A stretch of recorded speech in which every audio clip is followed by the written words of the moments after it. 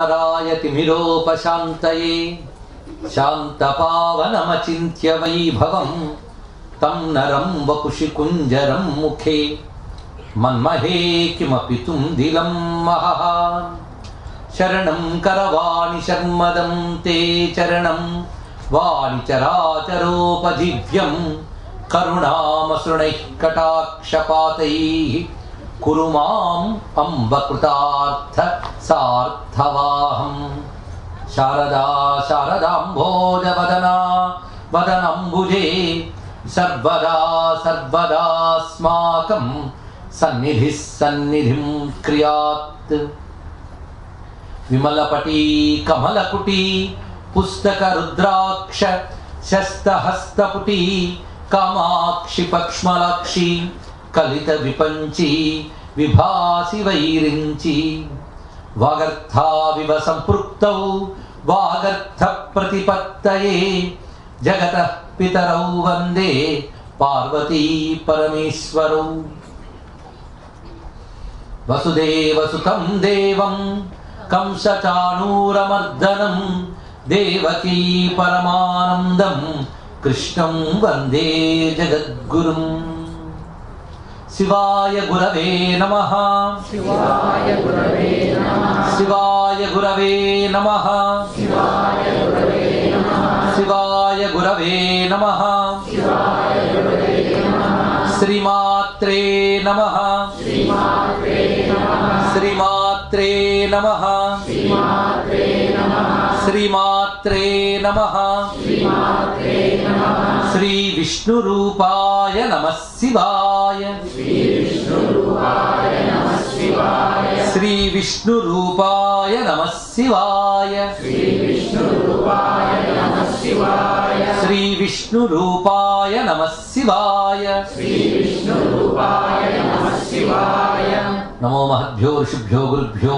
नमः श्री श्रीनिवास परब्रह्मणे नमो नमः సుఖయోగింద్రుల వారు పరీక్షిత్ మహారాజుకి వినిపిస్తున్న భాగవత కథాయజ్ఞంలో రాసలీలా వైభవాన్ని ఆ తర్వాత మధురను స్వామి ఉద్ధరించినటువంటి వైనం అంటే కంస సంహారం ఉగ్రసేనుని రాజుగా చేయడం ఒక సువ్యవస్థని ఏర్పాటు చేశాడు మధురా నగరంలో అంతవరకు చెప్పుకున్నాం. రాసలీలలో ప్రధానంగా గోపీజనులను అనుగ్రహించిన స్వామి యొక్క తత్వాన్ని ప్రస్తావన చేయడం జరిగింది. బృందావనం యొక్క వైభవాన్ని కూడా చెప్పుకున్నాం. అయితే మరొక్కవారు బృందావనం స్మరణలో గోపికల యొక్క ప్రాధాన్యాన్ని తెలియజేస్తూ ఉద్ధవుడు ఒకసారి ఈ గోపికల వద్ద కృష్ణ పరమాత్మ పంపగా వెళతాడు వాళ్ళని ఓదార్చడానికి. కృష్ణ పరమాత్మ దూరంగా ఉన్నందుకు విలపిస్తున్నటువంటి గోపికలను ఓదార్చడానికి వెళ్తాడు ఉద్ధవుడు. కానీ వాళ్ళని పరిశీలిస్తాడట. పరిశీలించినప్పుడు వీళ్లకు నేనేదో చెప్పడానికి రాలేదు, వీళ్ళ నుంచి తెలుసుకోవడానికే వచ్చానని నిర్ణయించుకుంటాడు. ఎందుకంటే తెల్లవారుజామున గోపకాంతలు చల్ల తరచుతూ ఉంటారు. తెలుసుగా చల్ల తరచడం అంటే మజ్జిగ చిలకడం. ఆ చల్ల తరచుతున్న సవ్వడికి లేచేట ఆయన ఉద్ధవుడు ప్రాతకాలంలో. లేచినప్పుడు వాళ్ళు అప్పటి నుంచి కృష్ణస్మరణ చేస్తూనే ఉన్నారు. వాళ్ళు చేయవలసిన నిత్యకృత్యాలు ఏమీ మానలేదు, కానీ ఏది చేసినా కృష్ణస్మరణే. అప్పుడు ఆశ్చర్యపోయాడు. కృష్ణ పరమాత్మ మీకు దూరంగా ఉన్నాడని బాధపడవద్దు అని చెప్పడానికి వచ్చాను, కానీ కృష్ణ పరమాత్మ మీకు దూరంగా లేడు, మీ హృదయంలోనే ఉన్నాడు.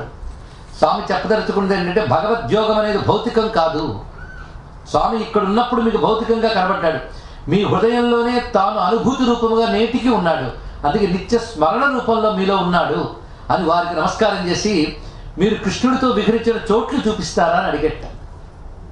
అప్పుడు వాళ్ళు బృందావనంలోకి తీసుకువెళ్ళి ఒక్కొక్కటి వివరిస్తున్నారు. కృష్ణుడు ఇక్కడ ఇలా విహరించాడు, అలా విహరించాడని చెప్తూ మమ్మల్ని ఇక్కడ ఇలా అనుగ్రహించాడు అని చూపిస్తూ ఉంటే ఉద్ధవుడికి ఒక భావతాదాత్మ్యం కలిగి ఆనంద పరవశంతో నేల మీద పడి దొర్లేట.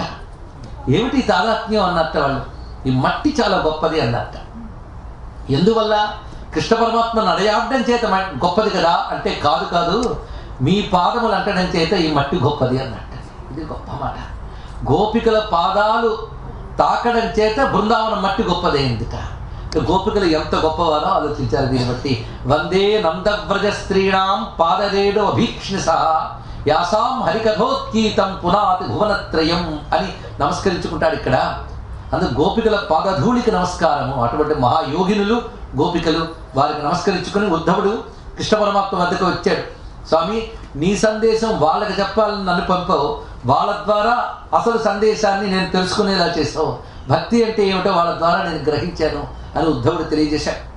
ఆ తర్వాత మధురా నగరంలో స్వామికి సువ్యవస్థని ఏర్పాటు చేసిన తర్వాత జరిగిన విషయం, కంసుడి భార్యల్లో అస్థి, ప్రాప్తి అని ఇద్దరు భార్యలు ఉన్నారు.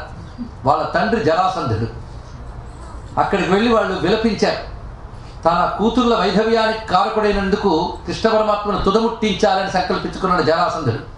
కానీ కృష్ణునితో ఎదుర్కొనడం అనేటువంటిది తన ఒక్కడి వల్ల కాదు అని తెలుసుకున్నాడు. జరాసంధుడు గొప్ప బలవంతుడు, అంతేకాదు అనేక తాంత్రిక ఉపాసనలు కూడా చేసినటువంటి వాడు అతను. అలాంటి జరాసంధుడు కృష్ణుడిని ఎదుర్కొనడం మాత్రం తన ఒక్కడి వల్ల కాదని తెలుసుకున్నాడు. అందుకు మిగిలినటువంటి శత్రురాజులందరినీ కూడా తన మిత్రుల్ని చేసుకుని వాళ్ళందరినీ కూడగట్టుకుని కొన్ని అక్షోహిణుల సేనతో కృష్ణ పరమాత్మ పైకి దండెత్తడానికి వెళ్ళాడు. మధురా నగరం మీద దండెత్తాడు. అప్పుడు పరమాత్మ ఒక్కసారి సంకల్పం చేసుకుంటే గగన మండలం నుంచి 2 రథాలు దిగి వచ్చాయి. అందుకు కృష్ణస్తు భగవాన్ స్వయం మానవుడిగా తిరుగుతూనే మాధవ ధర్మంతో ఆయన అనేకం నిర్వహించుకుంటూ ఉంటాడు. అని నిన్న చెప్పుకున్న మాధవ ధర్మ మానవ ధర్మ సమన్వయం చేస్తూ ఉంటాడు. ఒక్కొక్కప్పుడు మానవ ధర్మాన్ని చక్కగా పాటిస్తాడు. మానవ ధర్మం ఎక్కడైతే సరిపోదో అక్కడ మాధవ ధర్మాన్ని తెస్తాడు. దాన్ని బట్టి మరింత గొప్పగా మానవ ధర్మాన్ని వ్యాప్తి చేస్తాడే కానీ ఆ స్వామి ఎక్కడికక్కడ 2 సమన్వయిస్తాడు. ఇంకా ఉదాహరణ తెలియాలంటే కృష్ణ పరమాత్మ ఈ మధురా నగరంలో వ్యవస్థ ఏర్పాటు చేసిన వెంటనే వసుదేవుడు ఉపనయనం చేస్తాడు. ఉపనయనం తర్వాత గురుకులానికి పంపిస్తాడు సాందీపన వద్దకు. ఆ సాందీపన వద్ద విద్యాభ్యాసాలు నేర్చుకుంటాడు. అప్పుడు సాందీపని కాశీలో ఉంటాడు. ఆయన అసలు ఊరు ఉజ్జయిని, కానీ ఆ సమయంలో ఆయన కాశీలో ఉంటారు. కాశీలో విద్యలు నేర్చుకున్నట్ట. మొత్తం 64 విద్యలు ఉన్నాయి మనకి. అసలు మన విద్యల పేర్లే మనకు తెలియవు, అవి ఉన్నాయని మనకు తెలియవు. ఒక్కడ మాత్రం మనకు తెలుసు, భారతదేశానికి నాగరికత, విద్య, సంస్కృతి లేదు, పాశ్చాత్యులు భిక్ష పెడితేనే వచ్చిందని దౌర్భాగ్యం మాత్రం ఉంది మనకి. కానీ భారతదేశంలో విద్యలు చాలా గొప్పవండి. ఒక్కొక్కటి నాలెడ్జ్ సోర్సెస్ చాలా ఉన్నాయి మనకి. కేవలం ఆధ్యాత్మిక విద్య మాత్రమే భారతీయులు అనుకుంటున్నాం, కానీ భారతదేశంలో అన్ని విధాల విజ్ఞాన శాస్త్రాలు అభివృద్ధి చెందాయి. కానీ దురదృష్టం ఏంటంటే మన స్వతంత్రం వచ్చిన దగ్గర నుంచి కూడా భారతీయ పాలన రాలేదు, విదేశీ పాలన ఉంది. పాలకులు మారారు కానీ పద్ధతి మారలేదు. వాళ్ళ తలకాయలు ఇక్కడ వదిలి వెళ్తే ఆ తలకాయలు పెట్టుకుని పాలించారు ఇంతకాలం కూడా. మనకున్న ఆయుర్వేదం కానీ, భౌతిక శాస్త్రాలు కానీ, రసాయన శాస్త్రం కానీ, జ్యోతిష్ శాస్త్రం కానీ అన్నిటినీ నిర్లక్ష్యపరిచాం. ఇంకా మీకు వివరం తెలియాలంటే Indian culture and India's future అనే పుస్తకం వచ్చింది ఈ మధ్యకాలంలో. రాసిన ఆయన పేరు మైఖేల్ డానినో, ఒక ఫ్రెంచ్ రైటర్. ఇలాంటి వాళ్ళ చేత మీ పిల్లలకి అందించండి. ఎందుకంటే మన వాళ్ళు చెప్తే మన వాళ్ళకి నచ్చదు కదా, అది చదవండి. అందులో చాలా చక్కగా రాశాడు మన యొక్క ఎంత నాగరికత ఉండేది, ఎంత విజ్ఞానం ఉండేది, అలా కోల్పోయాం. మొత్తానికి 64 విద్యలు 64 రోజుల్లో నేర్చుకున్నట్ట. ఒక్క వేద విద్య నేర్చుకోవాలంటే 12 ఏళ్ళు పడుతుంది ఒక వేదాన్ని. అలాంటిది వేదంతో సహా 64 విద్యలు 64 రోజుల్లో కృష్ణ పరమాత్మ నేర్చుకున్నాడు. ఇది ఆశ్చర్యపోవాలా? సర్వ విద్యలు ఆయన స్వరూపమే. అటువంటిప్పుడు 64 విద్యలు 64 రోజులు మాత్రం ఎందుకండి? అంటే మానవుడికి ధర్మాలు చూపిస్తున్నాడు ఆయన. మాతృదేవో భవ, పితృదేవో భవ, ఆచార్య దేవో భవ, అది చూపించాడు ఇక్కడ. అందుకు గురువుని ఆశ్రయించి విద్యలు నేర్చుకోవాలి. 64 విద్యలు నేర్చుకున్నాడు. విద్యలు అయిపోయిన తర్వాత సాందీపన వద్దకు వెళ్ళేట గురుదక్షిణ ఏమంటారు అని. ఎందుకంటే విద్యకి ఫీజు పెట్టకూడదండి. విద్యకి ఇంత ఇవ్వాలి అని ఫీజు పెట్టరాదుట. విద్య, వైద్యం, ఆహారం ఈ మూడింటికి ఖరీదు నిర్ణయించరాదు అని మన భారతీయ శాస్త్రాలు చెప్తున్నాయి. విద్య, వైద్యం, ఆహారం. కానీ ఖరీదును ఆశించకుండా వీటిని అందించాలట. అవి అందుకున్న వాళ్ళు చేయగలిగినంత చెయ్యాలట. అందుకు వైద్యం కూడా ఇంత ఇస్తేనే చికిత్స చేస్తానని కాదు, చికిత్స చెయ్యాలట. కలిగిన వాడు కోట్లు ఇస్తాడు, లేనివాడు రూపాయి ఇస్తాడు. కానీ చేసేవాడు మాత్రం చికిత్స కోసమే చేయాలట. ఇది వైద్యానికి. విద్యకు కూడా అంతే. విద్య ఇవ్వడం ఆయన వంతు. గురుదక్షిణగా యథాశక్తి, ఎవడి శక్తికి తగ్గట్టు వాడు ఇస్తాడు. ఇలాంటి ఒక సంస్కృతి మనకి ప్రాచీన ఏర్పరిచారు. ఇప్పుడు విద్య అంతా నేర్చుకున్నారు బలరామకృష్ణులు. గురుదక్షిణ ఏమి ఇవ్వాలని అడిగారు. ముందు గురువు అవసరానికి తగ్గట్టు ఇవ్వాలి. సాందీపునికి బొటబొట కన్నీళ్ళు వచ్చేటండి. ఎందుకంటే ఎవరైనా సరే దక్షిణ ఇచ్చేటప్పుడు యథాశక్తి ఇవ్వాలి. కృష్ణ పరమాత్మ మానవ ధర్మాలు ఎలా సమన్వయిస్తాడు ఇక్కడ రహస్యం ఉందండి. అందుకే చెప్తున్నాను, ఎవరైనా యథాశక్తి ఇవ్వాలి. యథాశక్తి అంటే వాడి శక్తి కొలది ఇవ్వాలి, వంచన లేకుండా ఇవ్వాలి. అది అంతేగాని కోటీశ్వరుడు వచ్చి ఏదో ఉడతా భక్తిగా ఇస్తున్నానంటే 10 రూపాయలు తీస్తే ఉడతను అవమానించద్దని చెప్పడం. ఉడతా భక్తి అంటే చిన్న విషయమా? అందుకు ఆ సమయంలో యథాశక్తి అనేది గొప్ప విషయం. కృష్ణుడు నేర్చుకోవడం మానవుళ్ళ నేర్చుకున్నాడు కానీ ఆయన శక్తి మానవ శక్తి, ఆయన యథాశక్తి ఏది విష్ణు శక్తి. అందుకు సాందీపనికి దుఃఖం కలిగింది. తన కొడుకు గుర్తొచ్చాడు. ఆ కొడుకు ఎప్పుడో స్నానానికి సముద్రంకి వెళ్ళి పంచజనుడు అనే రాక్షసుడి చేసి సంహరింపబడ్డాడు. అతను ఆ పోయిన కొడుకు గుర్తొచ్చాడు. అతను తిరిగి బతికొస్తే బాగుండు అని మనస్సు కనిపించింది అని కృష్ణుడు ఎదురుగా నిలబడ్డాక. కానీ అది ప్రకృతికి విరుద్ధమైన కోరిక గనక అడగలేడు. కానీ నారాయణుడు కృష్ణుడు ఆయనకే తెలుసు, ఋషి కదా కనుక ఆయనైతే చేయగలడు. కానీ అడగడానికి బాగోదు, ప్రకృతి విరుద్ధం. అందుకు దుఃఖం వచ్చింది. కానీ గురువు యొక్క హృదయాన్ని అర్థం చేసుకుని ఇప్పుడో వస్తామని చెప్పి తిన్నగా పంచజనుడు అనే రాక్షసుడి వద్దకు వెళ్ళాడు. ఆ పంచజనుడు నత్త రూపంలో ఉన్న ఒకనొక రాక్షసుడు. వాడిని సంహరించి వాడి శంఖాన్ని తీసుకున్నట్ట. శంఖం ఉంటుంది కదా కొన్ని రకాల నత్తల్లో, ఆ శంఖం బయటకు తీశాడు. పంచజనుడి నుంచి వచ్చింది కనుక పాంచజన్యం అది. ఆ శంఖం ఊదుతూ సంయమినీపురానికి వెళ్ళేట. సంయమినీపురం అంటే యముడి రాజధాని అండి. అది ఎక్కడుందని నన్ను అడగద్దు, అది ఇప్పుడు ఎవరు చెప్పలేదు. కృష్ణవర్మ తిన్నగా సంయమినీపురానికి వెళ్ళి శంఖనాదం చేసేట. యముడు ఇది విష్ణు శంఖనాదం అని బయటకు వచ్చేట. వచ్చి నారాయణ ఏం చేయమంటా అని అడిగాడు. మా గురుపుత్రుని తీసుకురా అన్నట్ట. వెంటనే తీసుకొచ్చేట. అంటే పోయిన వాళ్ళందరూ ఎవరొకరు స్టాప్ ఉంటారు కదా. ఇక్కడ అర్థం చేసుకోవాల్సిందంటే టైం మిషన్ గురించి కొన్ని కాన్సెప్ట్లు వచ్చాయి హాలీవుడ్ ఫిల్మ్స్లో కదా. ఎముడంటే కాలపురుషుడు, అందరూ కాలంలో కలిసిపోయేవాళ్ళే. కానీ పరమాత్మ తలుచుకుంటే కాలానికి వెనక్కి వెళ్ళి తీసుకురాగలడు. అది ఏ అణువులు ఎక్కడెక్కడ కలిసిపోయే ఏ కాలంలో ఆ కాలపు కేంద్రం దగ్గరికి వెళ్ళి ఆయా అణువుల్ని సమీకరించి తేగలడు ఆయన. అందుకు కాలాన్ని ఆయన కంట్రోల్ చేస్తున్నాడు. కాలానికి అధిపతి యముడు. అది యముడికి కాలుడు అని పేరు కూడా ఉంది కదా. అందుకు ఇందులో గ్రహించవలసిన గొప్ప రహస్యం కృష్ణుని యొక్క యోగశక్తి అలాంటిది. ఇది కూడా దేవాది దేవుడిని మళ్ళీ రుజువు చేస్తున్నది. భూమి యందు తిరుగుతూనే దేవతలను శాసిస్తాడు. కృష్ణ పరమాత్మ మాట వినగానే మాట్లాడకుండా యముడు తీసుకొచ్చి అందించాడు. ఆ పిల్లవాడిని తీసుకొచ్చి సాందీపునికి ఇచ్చాడు. ఎవరు ఇవ్వగలరండి ఇలాంటి గురు దక్షిణ? మానవ శక్తితో మానవ శక్తిలా నేర్చుకున్నాడు. మాధవ శక్తితో గురుదక్షిణ ఇచ్చాడు. ఇది యథాశక్తి గురుదక్షిణ. ఎంత చక్కగా ధర్మాన్ని పాటించుకుంటూ వస్తున్నాడు. ఇప్పుడు మళ్ళీ ఈ కథకొద్దాం. జరాసంధుడు దాడికి రాగానే పరమాత్మ ఒక్కసారి తలంచుకోగానే గగనం నుంచి 2 రథాలు వచ్చాయి. ఇది వైకుంఠపు రథాలని తలంచుకుంటే అలా తెస్తాడండి స్వామి. అందుకే కృష్ణావతారంలో మళ్ళీ చెప్పుకోవాలి, కృష్ణస్థు భగవాన్ స్వయం సాక్షాత్ విష్ణువుగానే సంచరించాడు స్వామి. ఇక్కడ ఆ రథముడు సూర్యమండలంలోంచి వచ్చేట. ఎందుకంటే ఊర్ధ్వలోకాలకి మనకి గేట్వే సూర్యుడండి, అక్కడి నుంచే రావాలి. అందుకే ఎప్పుడు ఆయన దండం పెట్టి అలవాటు చేసుకుంటే మనం కూడా గేట్లోంచి వెళ్తాం, లేకపోతే ఇంకోవైపు పోతాం. అక్కడ నుంచి దిగి వచ్చాట 2 రథాలు. ఒక రథం బలరాముడికి ఇచ్చాడు, ఒక రథం తాను తీసుకున్నాడు. ఆ రథానికి సారథి కూడా అక్కడి నుంచే వచ్చాట. ఆయన పేరు దారకుడు. అని గుర్రములు 4 గుర్రముల పేర్లు తలుచుకున్నా ధన్యమైపోతాం. అవి శైభ్య, సుగ్రీవ, మేఘపుష్ప, వలాహక అని 4 గుర్రాలకి 4 పేర్లు. కృష్ణ పరమాత్మ రథానికి యుద్ధానికి వెళ్ళి పాంచజన్య శంఖాన్ని పూరించేట. వెంటనే జరాసంధుడు నువ్వేమిట్రా యుద్ధానికి వచ్చో, మీ అన్నని పంపులే, నువ్వు చక్కగా గోవులు తోలుకో అన్నట్ట. కృష్ణ పరమాత్మ మందహాసం చేస్తూ ఒక్కసారి ధనుస్సుని మీటేటండి. అసుర సైన్యాలు అంటే రాజసైన్యాలు భయకంపితమయ్యాయి. వెంటనే పరమాత్మ విజృంభించాడు. మనం కృష్ణుడు కేవలం ఒక మధురమైన రూపం అనుకుంటాం కానీ వీరమూర్తి తెలియదు. వీరమూర్తి తెలియాలంటే భాగవతం చదవాలి. ఇక్కడ నిజంగా కోదండ కృష్ణుడు కనబడతాడు, కోదండ రాముడిలాగా. ఆ ధనుస్సు నుంచి ఆయన ప్రయోగిస్తున్న బాణ పరంపర, యుద్ధ విద్యా నైపుణ్యానికి అక్కడ వారు కూడగట్టి తెచ్చుకున్న మొత్తం శత్రు సైన్యాలు ధ్వంసమైపోయాడు. జరాసంధుడు దెబ్బకు ఓడిపోయాడు. అప్పుడు బలరాముడు జరాసంధుడిని బంధించబోతే బలరాముడు పిలిచాడు కృష్ణుడు, వీళ్ళు విడిచిపెట్టే అన్నట్ట. ఏంటి శత్రువు మనకు దొరికితే విడిచిపెట్టమంటామంటే వీడి వల్ల చాలా పని ఉందన్నట్ట. ఇది నేను ఎందుకు అవతరించానో నీకు తెలుసు కదా. అసురాంశలు ఇప్పుడు రాజులై పుట్టారు. ఆ దుష్టరాజులను దునుమాడి భూభారం తగ్గించాలని అవతరించారు. నేను వెళ్ళి వెతుక్కుంటూ ఒక్కొక్క దుష్టరాజు దగ్గరికి వెళ్ళి కొట్టకుండా వీడు చక్కగా అందరిని కలెక్ట్ చేసుకుని అది తెచ్చాడు. ఇప్పుడు వీడిని వదిలితే మళ్ళీ ఊరుకోడు, మళ్ళీ వీళ్ళు కలెక్ట్ చేసి తెచ్చుకుంటాడు. దుష్టుడు దుష్టులను ఆకర్షించను, అదొకటి. కనుక వీడు దుష్టులందరిని ఆకర్షించుకుని నా దగ్గర తీసుకొస్తాడు. నాకు శ్రమ తప్పిందిగా ఇక్కడే పని పూర్తి చేసి వచ్చానట. సరే విడిచిపెట్టాడు. జరాసంధుడికి ఎందుకు విడిచిపెట్టాడు అర్థం కాలేదు. బతుకు జీవుడు అని బయటపడ్డాడు. మళ్ళీ వచ్చేట. అలా 17 మార్లు దండయాత్ర చేశాడు మహానుభావుడు. 17 మార్లు వాళ్ళందరినీ కొట్టి వీడు విడిచిపెడుతున్నట్ట. స్వామి ఎంత అద్భుత పని చేస్తున్నాడో చూడండి. ఇలా జరిగింది. ఆఖరికి నారదుల వారు ఊరుకోకుండా కాలయవనుడి దగ్గరికి వెళ్ళేట. ఇప్పుడు యవన దేశం అనేటప్పుడు అంటే పూర్వం మన భారతదేశంలో ద్వాపర యుగాంతంలో ఇప్పుడు మనం విదేశాలు అనుకుంటున్న వాటితో ఎంత అనుబంధం ఉండేది అనేది తెలుస్తుంది. భారతాన్ని ఒక చరిత్రలా చదవండి, తెలుస్తుంది. అద్భుతం. ఆ యుద్ధ సమయంలో ఎటువంటి రాజులు ఏ ఏ దేశాల నుంచి వచ్చారో కూడా వర్ణించారు ఇక్కడ.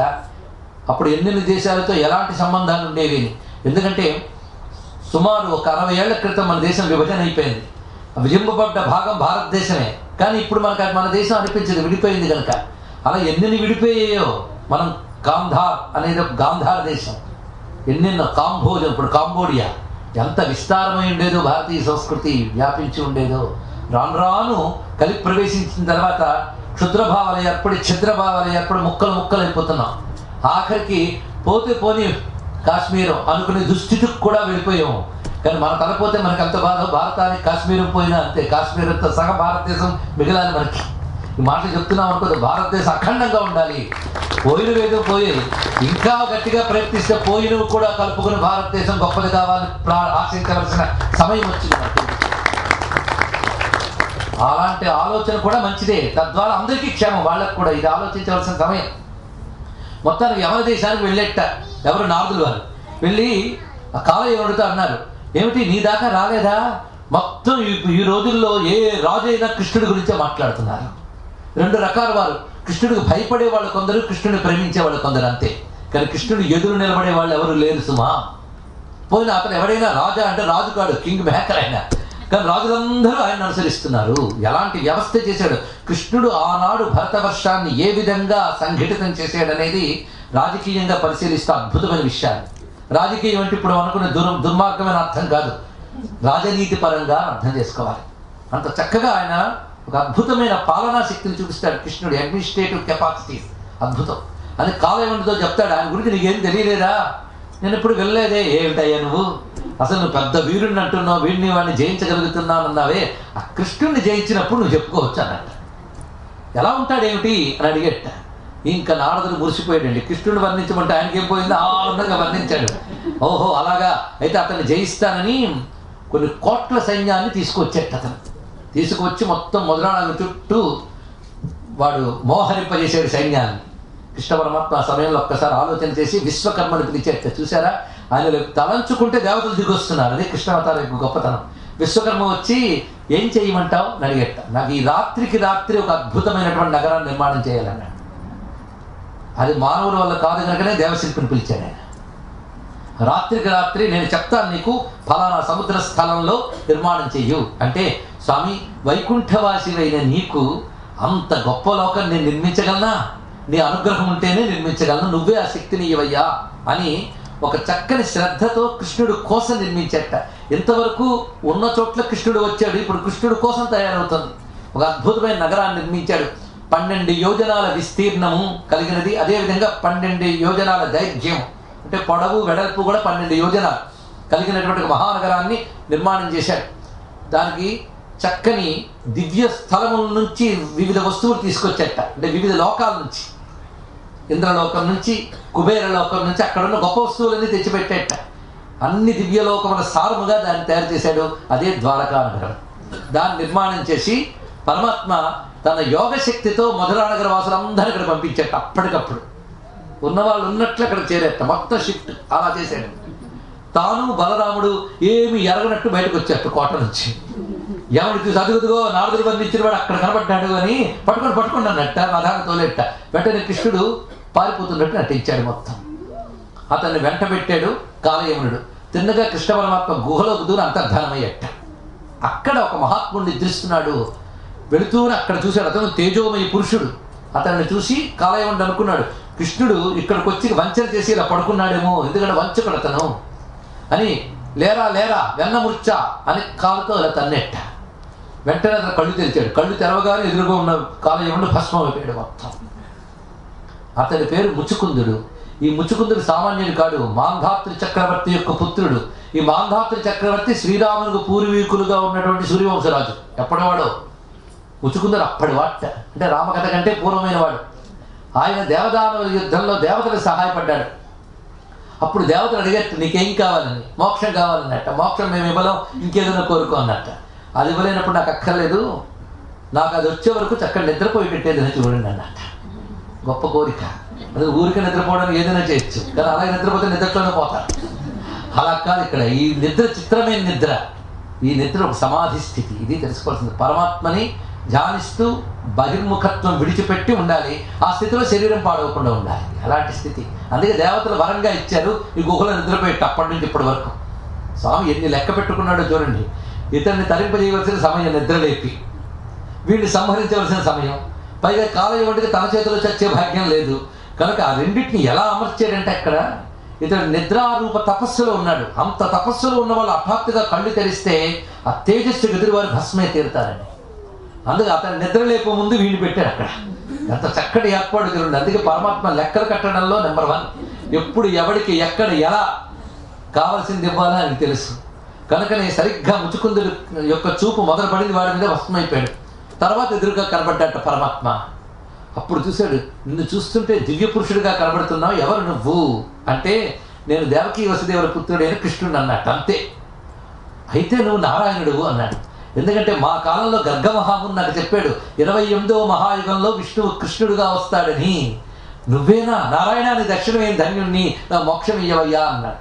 నువ్వు చాలా గొప్పవాడు, అందులో సందేహం లేదు. కానీ నువ్వు రాజుగా ఉన్నప్పుడు వినోదం కోసమని కొంత వేట చేశావు. ఆ హింసా దోషం చేత నువ్వు ఇంకా ఒక్క జన్మ ఎత్తాలయ్యా, అంతవరకు సాధన చేసుకో. అందుకే నిద్ర లేపాను నిన్ను. సాధన సరిగ్గా చేసుకో వెళ్ళు అన్నట్ట. అప్పుడు బయటకు వచ్చేట ఆయన. బయటకు వచ్చేటప్పటికల్లా ద్వాపర యుగ అంతం అండి. అప్పుడే కలి ఇంకా దగ్గరికి వస్తున్న సమయం. కృష్ణ పరమాత్మ ఉన్నాడు కనుక దగ్గరికి రాలేదు కలి. ద్వాపర యుగాంతం. ఆ సమయంలోనే అనుకున్నట్టు ముచ్చుకుందరు ఏమిటి మానవులందరూ ఇంతింతున్నారని. ఆనాటి యుగాలు నాటి వాడు కదా. అప్పుడు మానవులు వాళ్ళందరినీ చూశాడు. యుగాలు మారుతున్న కొద్దీ డెవలప్మెంట్ కాదు, ఎవల్యూషన్ కాదు, డివల్యూషన్. గుర్తుపెట్టుకోండి. యుగాలు మారుతున్న కొద్దీ మనిషిలో సత్వం పోతూ ఉంటుంది, యంత్రాల శక్తి పెరుగుతుంటుంది, మనుషుల శక్తి తరుగుతూ ఉంటుంది. ఆఖరికి లెక్క కట్టి తేల్చాలన్నా మిషన్లను ఆశ్రయిస్తున్న బుర్రను ఉపయోగించట్లేదు. అవునా లేదు? క్రమక్రమంగా శరీరపు సత్వం తగ్గిపోతుంటా, మానవుల పరిమాణాలు తగ్గిపోతూ ఉంటాయి. ఇవి తెలియాలంటే అప్పటి కాలం చూస్తే ఇప్పుడు తెలుస్తాయి, కానీ ఇప్పుడు కాలంలో పుట్టి పెరిగే వాడికి తెలియదు. ముచ్చుకుందరు అప్పటి కాలం తెలిసి కనుక చూశాడు. అబ్బో కలి ప్రవేశిస్తుంది. కలి ప్రవేశిస్తే సాధన చేయడానికి కూడా పవిత్ర స్థలం ఉండదు. పైగా కలి ప్రభావం మన మీద పడి మన సాధనే దెబ్బతింటుంది. ఇది చాలా ప్రమాదం అండి. కాల ప్రభావం పడితే మనకున్న విశ్వాసం, మనకున్న శ్రద్ధ కూడా దెబ్బతినేస్తుంది. అది చాలా ప్రమాదం. కానీ ఏం చేయాలని ఆలోచించట. నారాయణుడే చెప్పాడు, ఎక్కడికి వెళితే కలిదోషం ఉండదు అక్కడికి పో అన్నాడు. అది బదరికాశ్రమంలో బదరి నరనారాయణుల ఆశ్రమం దగ్గరికి చేరుకుని తపస్సు చేరుకున్నాడు ముచ్చుకుందుడు. ఇది విషయం. మళ్ళీ తిరిగి పరమాత్మ జరాసంధుడు ఎక్కడైతే మళ్ళీ జరాసంధుడు అదే సమయంలో దాడికి వచ్చినప్పుడు అక్కడికి వెళ్ళేట. వెళ్ళేటప్పుడు జరాసంధుడు ఏం చేశాడు, అదిగో వాళ్ళిద్దరే ఉన్నారు, పదండి అని వాళ్ళ మీద రథంతో లేరు. అప్పుడు మళ్ళీ కృష్ణ పరమాత్మ పరిగెడుతున్నట్టు వెళ్ళి ప్రవశనగిరి అనే పర్వతం మీదకి చేరిపెట్టాలి. మంచి చెట్లతో నిండిపోయినటువంటి పర్వతం. ఎప్పుడైతే కృష్ణుడు కనబడలేదో వెంటనే జరాసంధుడు కొండకి మంట పెట్టాడు. మంట పెట్టి కృష్ణుడు దగ్గర పడిపోయాడు, తృప్తిపడి వెళ్ళిపోయాడు. కానీ కృష్ణ పరమాత్మ అటు నుంచి దూకి ద్వారకకి చేరుకున్నాడు. ఇంకా ద్వారకా నగరంలో స్వామి ఆశ్రయించాడు. ఈ ద్వారకా నగరంలో ఉన్న సమయంలో జరిగిన కథ ఉన్నదయ్యా అంటే వింటూ ఉంటే ఎంతసేపైనా వినాలనుందయ్యా కృష్ణ కథ అన్నాడు పరీక్షిత్తు. అందుకని మధ్యలో వాచి చూసుకోవడం కానీ మరొకటి లేదు ఆయనకి. పరీక్షిత్తు అడుగుతున్నాడు, కళ్యాణాత్మకమైన విష్ణు కథలాకం నింపుచున్ముక్త వైకల్యుండెవ్వడు తృప్తుడవు. విష్ణు కథ వింటూ ఉంటే విన్నదైనా మళ్ళీ వినాలనిపిస్తుంది అయ్యా. లేకపోతే పరీక్షిత్తుకు ఏం తెలియవా? చిన్నప్పటి నుంచి వాళ్ళ ఇంట్లో ఇదే కథ కదా, ఎన్ని మార్ల వల్ల వినాలనిపిస్తుంది. పైగా భగవత్కథకున్న గొప్పతనం ఏంటంటే అవి వినంగా క్రొత్తలవుచుండు. అది వింటున్న కొద్దీ ఇంకా నూతనంగా కనిపిస్తాయి. అందుకు నాకు ఇప్పుడు నువ్వు మరొక కృష్ణ కథ చెప్పవయ్యా.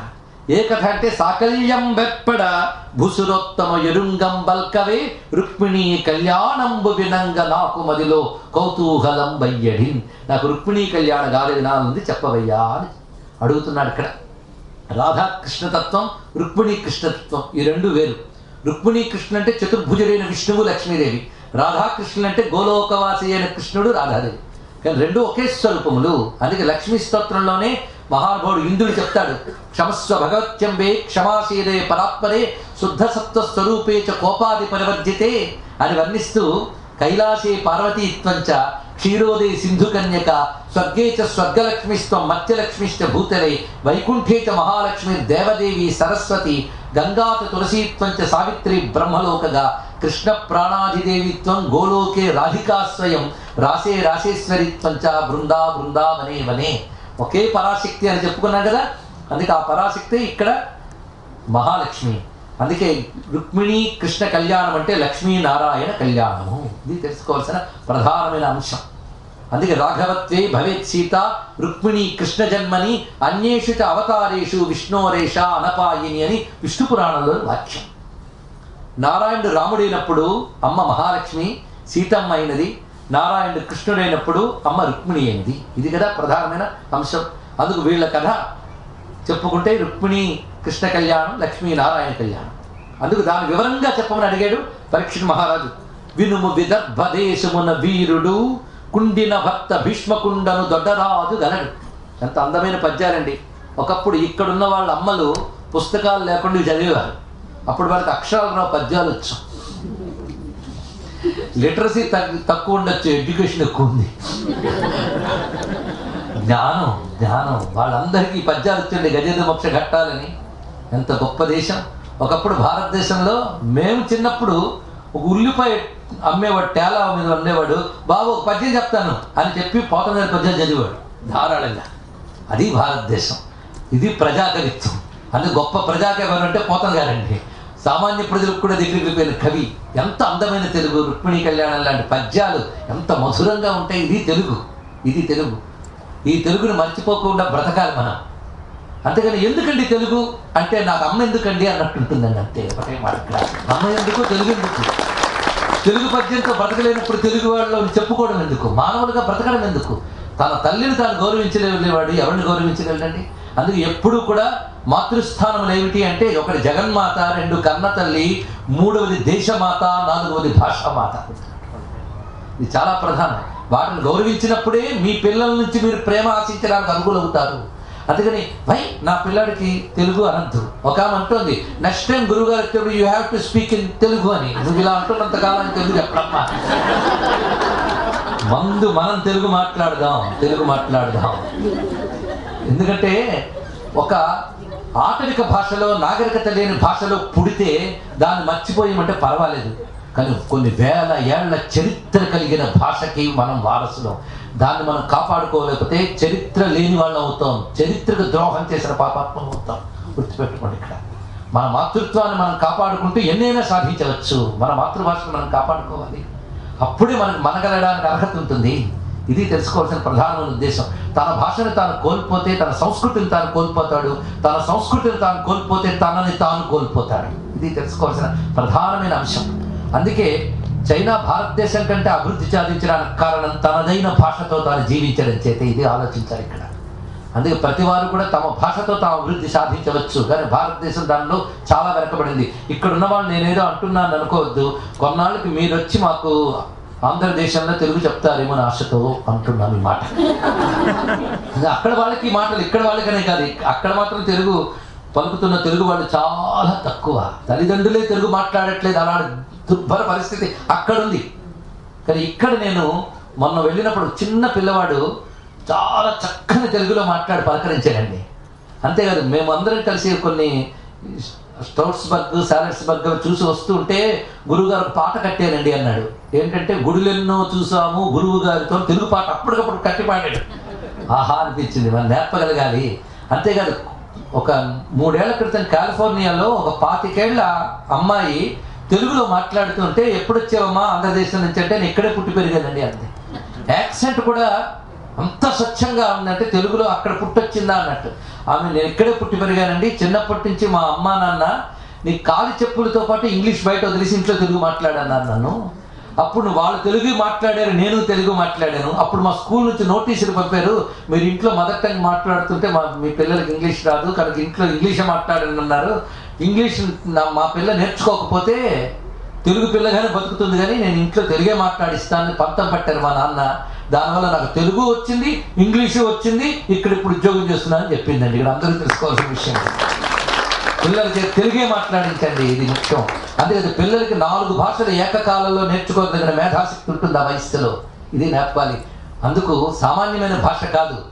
సంస్కృతం, తెలుగు ఈ భాషలు చాలా గొప్ప. విశ్వనాథ సత్యనారాయణ గారు ఒకప్పుడు కలకత్తాలో నేషనల్ సింపాజియం ఆఫ్ పోయిట్స్ జరిగింది. ఆ సమయంలో ఆయన మాట్లాడుతూ మహాకావ్యాలు పుట్టడానికి అనువైన భాషలు 2, ఒకటి సంస్కృతం, 2 తెలుగు అని చెప్పారు. మహానుభావుడు అంత గొప్పగా చెప్పారు.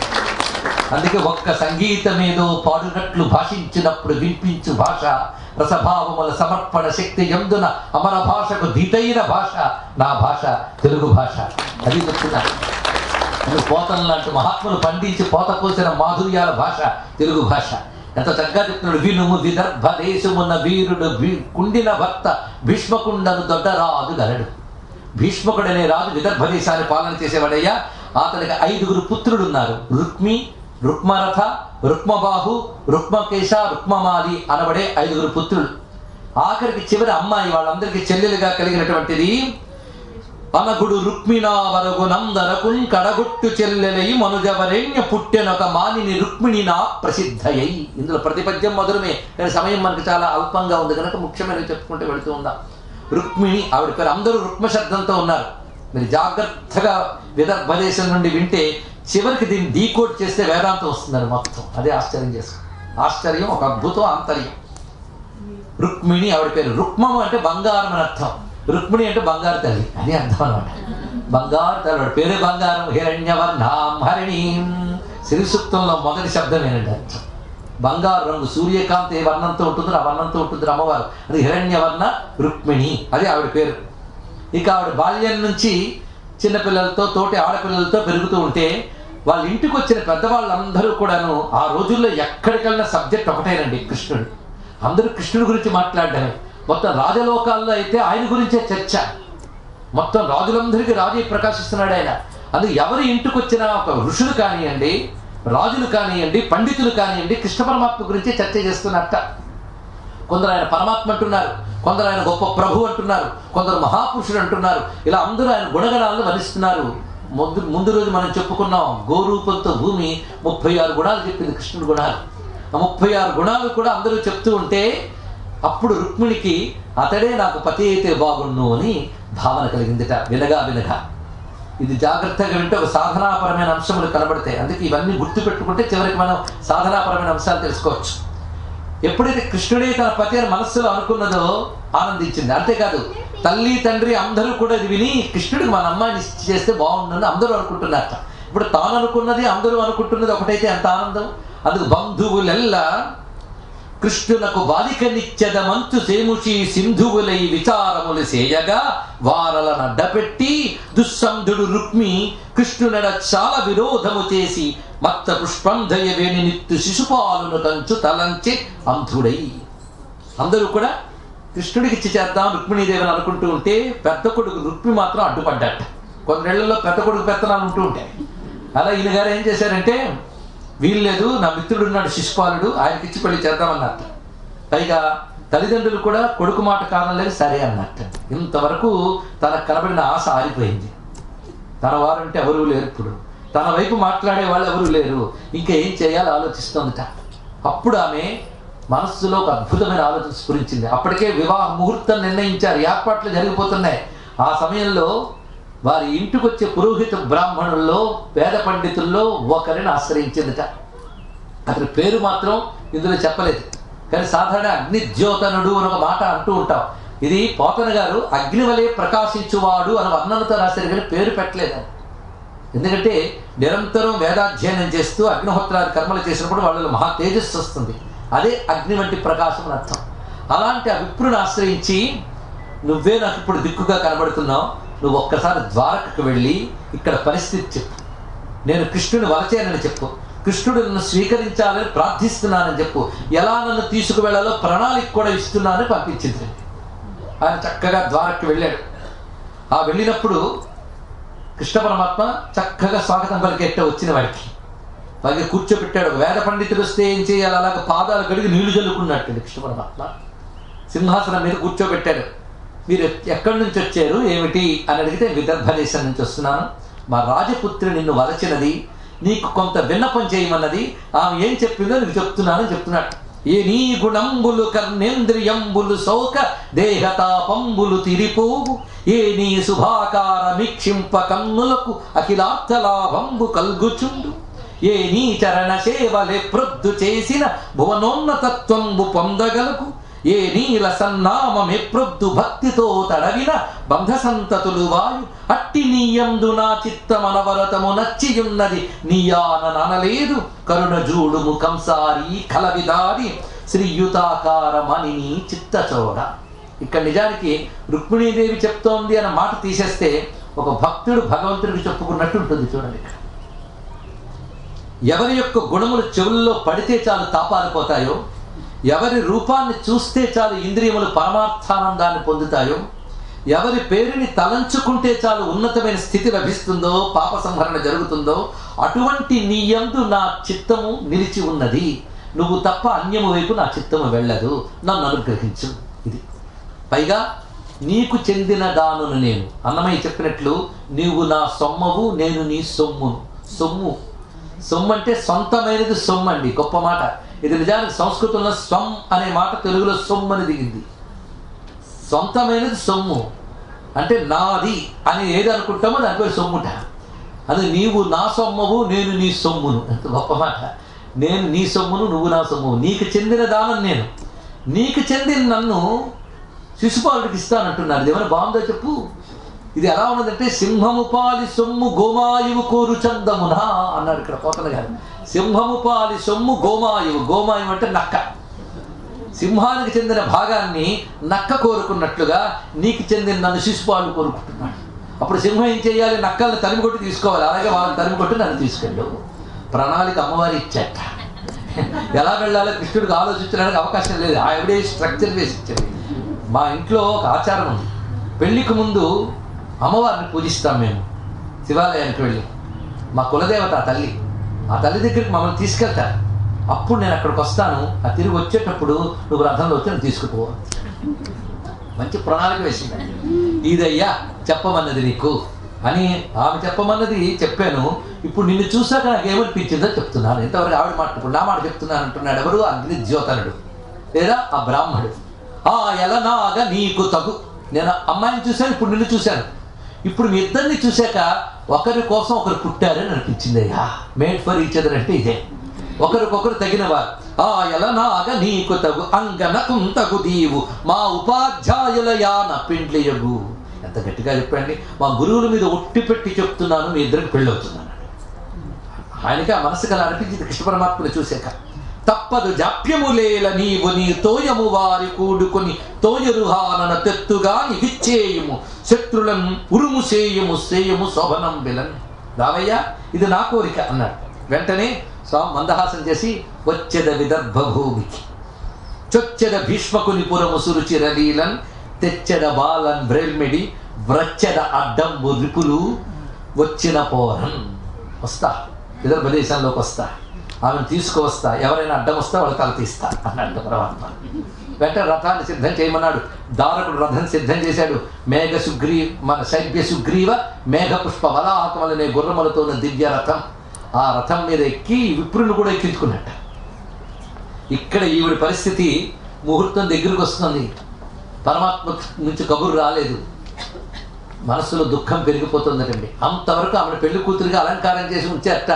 దుఃఖం చేత అలంకారములన్నీ చెల్లా చెదిరయ్యాయి, అయినా సవరించలేదట. ఎందుకంటే స్వామి, నువ్వే నాకు దగ్గరుంటే అలంకారాలు ఎందుకు, నువ్వే దూరం అయితే అలంకారాలతో పని ఎందుకు?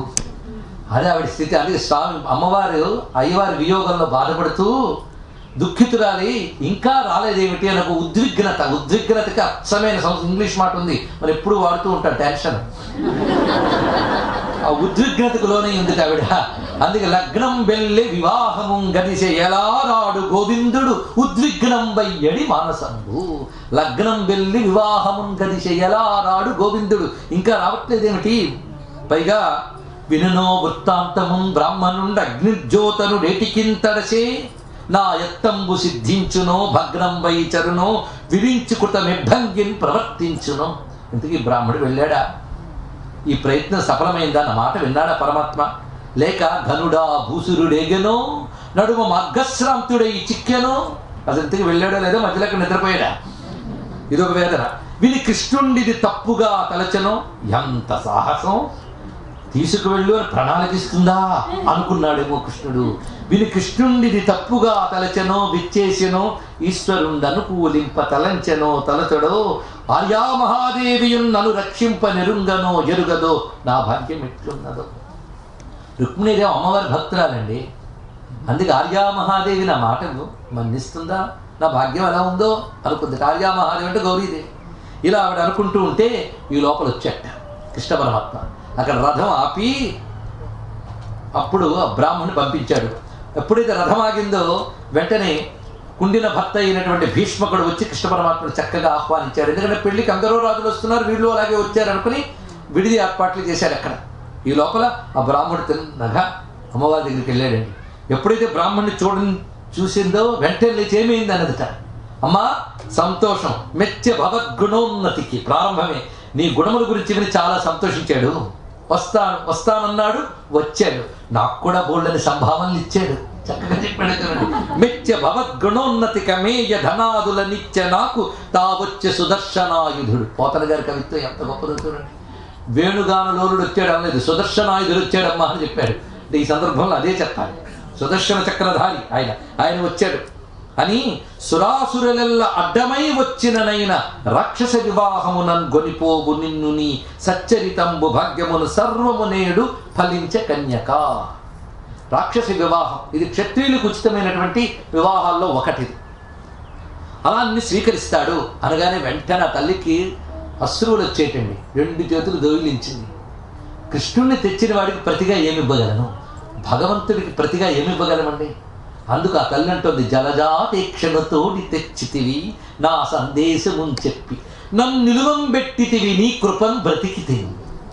ఇప్పుడు నీ వల్ల నేను బ్రతికాను, కృష్ణుని తీసుకొచ్చి ఇచ్చావు. నీ ఎట్టి పుణ్యాత్మకులు కలరే, దీనికి నీకు ప్రత్యుపకృతిని గావింపగానేరా. దీనికి నేను ప్రత్యుపకారం ఏం చేయగలను? అంజలి గావించెదా భూసురాందయమని సద్బంధు చింతామణి. 2 చేతులతో నీకు దోయిలిస్తున్నానయ్యా అంతే. నమస్కారం చేయడం అంటే చిన్న విషయం కాదు. ఇది నీకేమి ఇవ్వలేదు నమస్కారం చేస్తానని చెప్పడం కాదు. ఇక్కడ నమస్కరిస్తున్నది 2 చేతులతో నమస్కరిస్తున్నది మహాలక్ష్మి, మర్చిపోవద్దు. ఏ చేతులతో ప్రపంచానికి అందిస్తుందో ఆ 2 చేతులు దోయిలించిందంటే సర్వైశ్వర్యములు ఇచ్చినట్లే. అదే మాటలో కృష్ణుడి ముందు ఏ ఐశ్వర్యమైనా సరిపోదు, అది కూడా ఇందులో ఉన్నటువంటి భావం ఇది. ఈ విధంగా తల్లి పలికింది. అప్పుడు ఇంకా ఆవిడ ఉత్సాహంగా తయారైందిట. ఇంకా కులదేవత పూజకి బయలుదేరింది. ఆ బయలుదేరినప్పుడు ఒక మహారాణి కుమార్తె కదా ఆవిడ, రాజకుమార్తె, యువరాణి. అటువంటిప్పుడు మామూలుగా ఉంటాయా సందడులు, సంభారాలు, సన్నాహాలు చాలా విశేషంగా ఉన్నాయి. ముందు గుర్రములు ఉన్నాయట, దాని తర్వాత రథములు అంటే రాచ మర్యాద అనమాట. ఆ తర్వాత అశ్వబలం, ఇటు అటు ఏనుగులు, వాటి మధ్యలో ముత్తైదువుల మధ్యలో అమ్మవారు చక్కగా పెళ్లి కూతురు అలంకారంలో ఉంది. పైగా మేలు ముసుగు వేసుకుని ఉంది. అలాగే తిన్నగా వెళ్ళి అమ్మవారికి పూజ చేసిందని. అక్కడున్న పార్వతీదేవికి శివునికి కూడా పూజించిందట. మూలంలో అయితే ఇక్కడ గొప్ప మాట ఉంటుంది, భవానీం వందయాం చక్రుర్ భవపత్నీం భవాన్వితాం నమస్యే త్వంబికా విక్తం స్వసంతానయుతాం శివాం అన్నట్టు మూల శ్లోకం చదువుకున్నాం ఇక్కడ మనం. భవపత్నీం భవాన్విత అంటే గౌరీదేవిని పూజించింది అంటే శివునితో ఉన్న గౌరిని పూజించిందిట. కొంతమందికి పాపం మేము విష్ణు భక్తులు కానీ శివుణ్ణి పూజించామనే వాళ్ళు కొన్ని వెరైటీలు ఉన్నారండి. మద్రాసులో కపాలీశ్వర ఆలయం ఉంది, అక్కడ అమ్మవారు ఉన్నారు. ఈ విష్ణు భక్తులు అనుకునే వాళ్ళకి నిజమైన విష్ణు భక్తి కాదు, వాళ్ళు విష్ణు భక్తి కానీ శివద్వేషం ఎక్కువ వాళ్ళట. అమ్మవారు విష్ణు సోదరి కనుక చూడడానికి వస్తారట, కానీ శివుణ్ణి చూడకూడదుట. అది అమ్మవారి దగ్గరికి వచ్చినప్పుడు సరిగ్గా శివుడు కనబడతాడు, ఇలా పెట్టుకుని వెళ్తారటండి. శివుడు కనబడుతుంది. ఎంత ముదిరిపోయిందో అజ్ఞానం చూడండి ఇక్కడ. ఇంకా వీళ్ళు తయారై ప్రపంచమంతా తిరిగేస్తూ ద్వేషాలను వ్యాప్తి చేస్తున్నారంటే ఇంకెంత దౌర్భాగ్యం ఆలోచిస్తుంది. ఎలాంటి పరిస్థితుల్లో ఉన్నాం మనం. ఇక్కడ రుక్మిణీదేవి కంటే కృష్ణ భక్తులు ఉంటారా? మరి ఆ తల్లి ఎందుకు నమస్కారం చేసింది? ఈ పాట ఆలోచన రాదు, ఎందుకో తెలియదు మనకి. భవాన్వితాం భవపత్నీం, శివునితో ఉన్న గౌరీదేవికి నమస్కారం చేసిందిట. ఎంత చక్కగా నమస్కారం చేసింది. పోతన గారి మాటలోకి వెళ్తాం. పైగా స్వసంతానయుతాం శివాం, 2 పిల్లలతో వాళ్ళ ఆయనతో ఉన్న ఆవిడికి నమస్కారం చేసింది. 2 పిల్లలు ఎవరు? పేర్లు అంటే పాపాలు పోతాయని అనిపిస్తున్నా. కుమార గణనాథాంబ తుష్టి పుష్టిర్ మతి ధృతి. అలా గజానన షడానన సమేతమైన మహేశ్వరుడితో ఉన్న ఉమాదేవిని ఆరాధించిందట. నమ్మితి నామ నమ్మున, అద్భుతమైన పద్యం ఇక్కడ పోతన గారు రచించారు. నమ్మితి నామ నమ్మున సనాతనులైన ఉమామహేశులన్ మిమ్ము పురాణ దంపతుల మేలి భజింతు గదమ్మ, మేటి పెద్దమ్మ దయాంబురాశివి కదమ్మ, హరింపతి చేయుమమ్మ నిన్నమ్మిన వారికెన్నటికి నాశము లేదు కదమ్మ. ఈశ్వరి, ఎంత చక్కటి పద్యం అండి. పురాణ దంపతులు, వాళ్ళని నమ్మిన వారికి ఎప్పుడు నాశనం లేదుట. అంత చక్కగా ఆది దంపతులకు నమస్కారం చేసుకున్నది. అక్కడ ఉన్నటువంటి విప్రపత్నులు బ్రాహ్మణ ముత్తైదువులు ఆశీర్వదించారట. తర్వాత అమ్మవారు బయటకు వచ్చారు. ఆ వస్తున్నప్పుడు ఎలా వస్తున్నదో వర్ణిస్తున్నారు ఇక్కడ. చుట్టూ రాజులు కొలువు తీరున్నట్టు చూస్తున్నారు వస్తున్నటువంటి మహారాణిని. పైగా చుట్టూ పరివారం ఉన్నది. ఎదురుగా అక్కడ గుర్రములు, దాని తర్వాత రథములు, ఇంకోవైపు ఏనుగులు, తర్వాత ముత్తైదువులు వాళ్ళ మధ్యలో వస్తున్నట. అచ్చం శ్రీ సూక్తం కదిలిస్తున్నట్టుందండి. అశ్వపూర్వామృత మధ్యాం హస్తినాద ప్రబోధిని అన్నట్లుగా శ్రీ సూక్తాధిదేవత అయిన మహాలక్ష్మి ఆవిడ కదిలి వస్తూ ఉన్నది. పైగా ఆవిడ యొక్క కాలిమువ్వల సవ్వుడులు చెవులకు పండుగలు చేయ అంటున్నారు ఇక్కడ. అద్భుతమైన ఆవిడ కాలిమువ్వల సవ్వడి వింటూ ఉంటేనే చెవులకు ఆనందంగా ఉందిట. ఎందుకంటే లక్ష్మీదేవి కాలిమువ్వల సవ్వడులు అంటే అవి మంగళకరం, అది చూపించడం. అలా వస్తూ ఉన్నప్పుడు ఆ తల్లి తల వంచుకుని మేలి ముసుగులో వస్తుందట. అనేక మంది రాజులు ఉన్నారట. పక్కన చరిత్రలు చెప్తున్నారు, బోల్డ్ ఎంతమంది రాజులు ఉన్నారని. ఆ రాజుల గురించి ఎందుకు, నా రాజు ఉన్నాడో లేదు చెప్పండి. అయితే ఇక్కడే ఎక్కడ ఉంటాడంటే ఆవిడకేమో తలెత్తి చూడాలి ఎక్కడున్నాడో కృష్ణుడు అని కోరిక. కానీ అందరి మధ్యలో తలెత్తి లేకపోతుంది. ఎందుకంటే ఆ రోజుల్లో భారతదేశంలో స్త్రీలకు సిగ్గుండేదిట. అందుకోసం ఆవిడ తలెత్తడానికి కొంచెం విడియపడుతూ మొత్తానికి మేలు ముసుగు అలాగే పెట్టుకుని ఎవరో చెప్తున్నారు కృష్ణుడు కృష్ణుడని. అక్కడికి వచ్చేప్పుడు ఇంకా ఆపుకోలేకపోయింది. అప్పుడు ఎంత చక్కగా తెలివిగా తలెత్తిందంటే ముంగురులు పడిపోతుంటే సవరించుకుంటున్న నెపంతో సవరించుకుంటూ అలా మేలు ముసుగు తీసి చూసిందంటండి. కనియన్ రుక్మిణి ఒక్కసారి ఎదురుగా చూసింది స్వామిని. కనియన్ రుక్మిణి చంద్రమండల ముఖం కంఠీరవేంద్రావలగ్ను నవాంభోజదలక్షు చారుతర వక్షున్ మేఘ సంకాస దేహు నగారాతి గజేంద్ర హస్తనివ బాహున్ చక్రి పీతాంబరున్ ఘనభూషాన్వితు కంబు కంటు విజయోత్కంఠున్ జగన్మోహనున్ కనియన్ రుక్మిణి. ఎదురుగా కృష్ణ పరమాత్మను చూసి తాను మైమరిచిపోయింది. ఇదివరకు ఆయన గురించి చాలా విన్నదట. విన్నదానికంటే 1000 రెట్లు గొప్పగా ఉన్నట్ట. ఎప్పుడైనా భగవంతుడు ఒక్కడేనండి. మనం ఊహించిన దానికంటే మన అంచనాలు మించిపోయి ఉంటాడు. మిగిలిన వాళ్ళు ఎంతో అనుకుని చూసాం కానీ అన్నట్టుంటాడు. భగవంతుడు ఉన్నాడే అంచనాలకు మించిపోతాడు పరమాత్మ. మనస్సుకి మాటకి కూడా అందని వాడు. యతో వాతో నివర్తంతే అప్రాప్య మనసా సహా. ఊహాతీతమైన సౌందర్యం చూసి దిగ్భ్రమకులోనైందిట. వెంటనే పరమాత్మ ఆవిడిచ్చిన ప్రణాళిక ప్రకారంగానే క్రిందికి దిగి ఆవిడ చెయ్యి పట్టుకుని ఒక్కసారి రథం మీదకి వెళ్ళి శంఖనాదం పూరించేట. అంటే నేను దొంగలా తీసుకెళ్ళట్లేదు, కావాలంటే రండని శంఖనాదం పూరించేట. పాంచజన్యాన్ని రథం కదిలింది, దారుపుడు కదిలించాడు. హఠాత్తుగా జరిగింది. చుట్టూ రాజులు ఆశ్చర్యపోతున్నారు. వారు తేరుకొనే లోపలే తేరు చాలా దూరం వెళ్ళిపోయింది. తేరు అంటే రథం అని కూడా అర్థం. ఇది ఒకటి. తేరు చాలా దూరం వెళ్ళిపోయిందిట. వెంటనే వాళ్ళందరూ వాళ్ళ రథాన్ని సన్నద్ధం చేసుకుని యుద్ధానికి సిద్ధమై వెళుతున్నారు. ఆ వెళుతూ ఉన్నప్పుడు బలరాముడు ఇతర యాదవ్ వీరులు ఆ వచ్చిన వాళ్ళందరికీ సమాధానం చెప్తున్నట్ట. శిశుపాలుడికి ఉక్రోషం ఎక్కువైపోయింది. వాడు వెళుతున్నాడు ముందుకి. వెళుతుంటే జరాసంధుడు వెన్ను తట్టి పలగడకపోదా అన్నట్ట. అయ్యో నా భార్య అన్నట్ట. ఇదేం భార్య బాబు, ముందు బతికే చాలు. వాడి దెబ్బ ఎంత గొప్పదో నాకు తెలుసు. 17 మాలు తిన్నాను నేను. అందుకు బ్రతుకోవచ్చు నొడల ప్రాణంబు నుండినా బ్రతుకు కలిగనేని భార్య కలదు. ఎంత చక్కటి పద్యం ఇచ్చాడు చూడండి పోతన గారు. బ్రతుకు కలిగనేని భార్య కలదు, బ్రతికి తీవు భార్య పట్టు దైవ మెరుగు, మగబలదు చైద్యా వలదు. ఎంత అందమైన పద్యము, ఏడొక రారా అన్నట్ట. వెంటనే శిశుపాలుడు జరాసంధుడు వెనక్కి తిరిగిపోయారు. ఇక ఆ తర్వాత ఎవరికి తప్పినా రుక్మికి మహాపౌరుషం వచ్చిందండి. ఆయన కుదిర్చిన సంబంధం కదా, అది కాస్త పోయింది. దానితో రథాన్ని తోలుతున్నాడు. తోలుతూ గోపాలక వెన్నమృచ్చ నిలు అంటున్నాడు అని తిడుతున్నాడండి. తిట్టు చూడండి ఎంత బాగున్నాయి. మాసరి వాడవా మా పాపగుని పోవా, ఏ పాటి గలవాడ వీధి వంశం, ఎందు జన్మించితివి ఎక్కడ పెరిగితివి, ఎయ్యది నడవడి ఎవ్వడెరుగు, మన హీనుడ వీవు మర్యాద నెరుగవు, మాయ గైకుని కాని మలయరావు, నిజ రూపమన్న శత్రుని వహంబుపై పోవు, వసుధేశుడువు కావు వావి లేదు, కొమ్మ నిమ్ము నీవు గుణరహితుండవు విడువు, విడువవేని వలయకాల సిక సమాన సిత శిలీముఖముల గర్వమెల్ల కొందు కలహమందు. ఒక అద్భుతమైన పద్యం ఇచ్చారండి ఇక్కడ పోతన గారు. మా సరివాడవా మా పాప గొనిపోవా. ఒకవైపు చూస్తూ ఉంటే తిట్టులాగే కనబడుతుంది, కానీ లోపలంతా స్తోత్రమే. చూడండి ఎంత అద్భుతంగా రాశారు. అది కవిత్వం అంటే. మా సరివాడవా మా పాప గొనిపోవా. మా అమ్మాయిని తీసుకోవడం మాతో సమానమా నువ్వు అన్నాడు. నిజమే, ఎన్ని జన్మలు ఎత్తితే కృష్ణుడితో సమానం అవుతాడు వీడు, సరిపోయింది. అంతేకాదు తర్వాత మాట, నువ్వు ఎక్కడ పుట్టావో ఎక్కడ పెరిగావో ఎలా ఉంటావో ఎవరికి తెలుసు అన్నారు. నిజమే, ఎవరికి తెలుసు? పరమాత్మ ఎన్ని అవతారములు ధరిస్తాడో, ఎన్ని లీలలు చేస్తాడో ఎవడు ఊహించగలడు? అది కూడా. మానహీనుడవీవు మర్యాదలు ఎరుగవు. లోపలేమో తిట్టులా, బయటికి తిట్టు, లోపల చూడండి. మానం అంటే కొలత. మానహీనుడు అంటే నీకు కొలతే లేదయ్యా. మర్యాద అంటే హద్దు, నీకు హద్దులు లేవయ్యా, నువ్వు హద్దు లేని వాడవి, అపరిమితుడవు. అది భావం. మానహీనుడవీవు మర్యాద నెరుగవు, మాయగైకునికాయి నీ మలయ రావు. ఎక్కడికి వెళ్ళినా మాయతోనే వస్తా ఉన్నాడు. ఆయనే చెప్పాడు గీతలో, సంభవామి ఆత్మ మాయయ్య, నామంత మాయాశక్తితో అవతరిస్తాను. పైగా నిజ రూపమున శక్తుడు నివహంబుపై పోవు.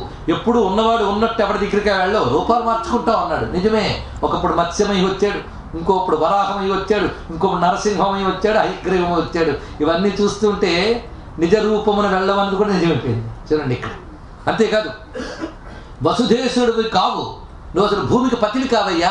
ఉద్దేశం ఏంటంటే యాదవులకు భూమిని పాలించే అర్హత లేదు, ఏయాతి శాపం చేత. అందుకు నువ్వు భూమికి ప్రభువు కావు అన్నాడు.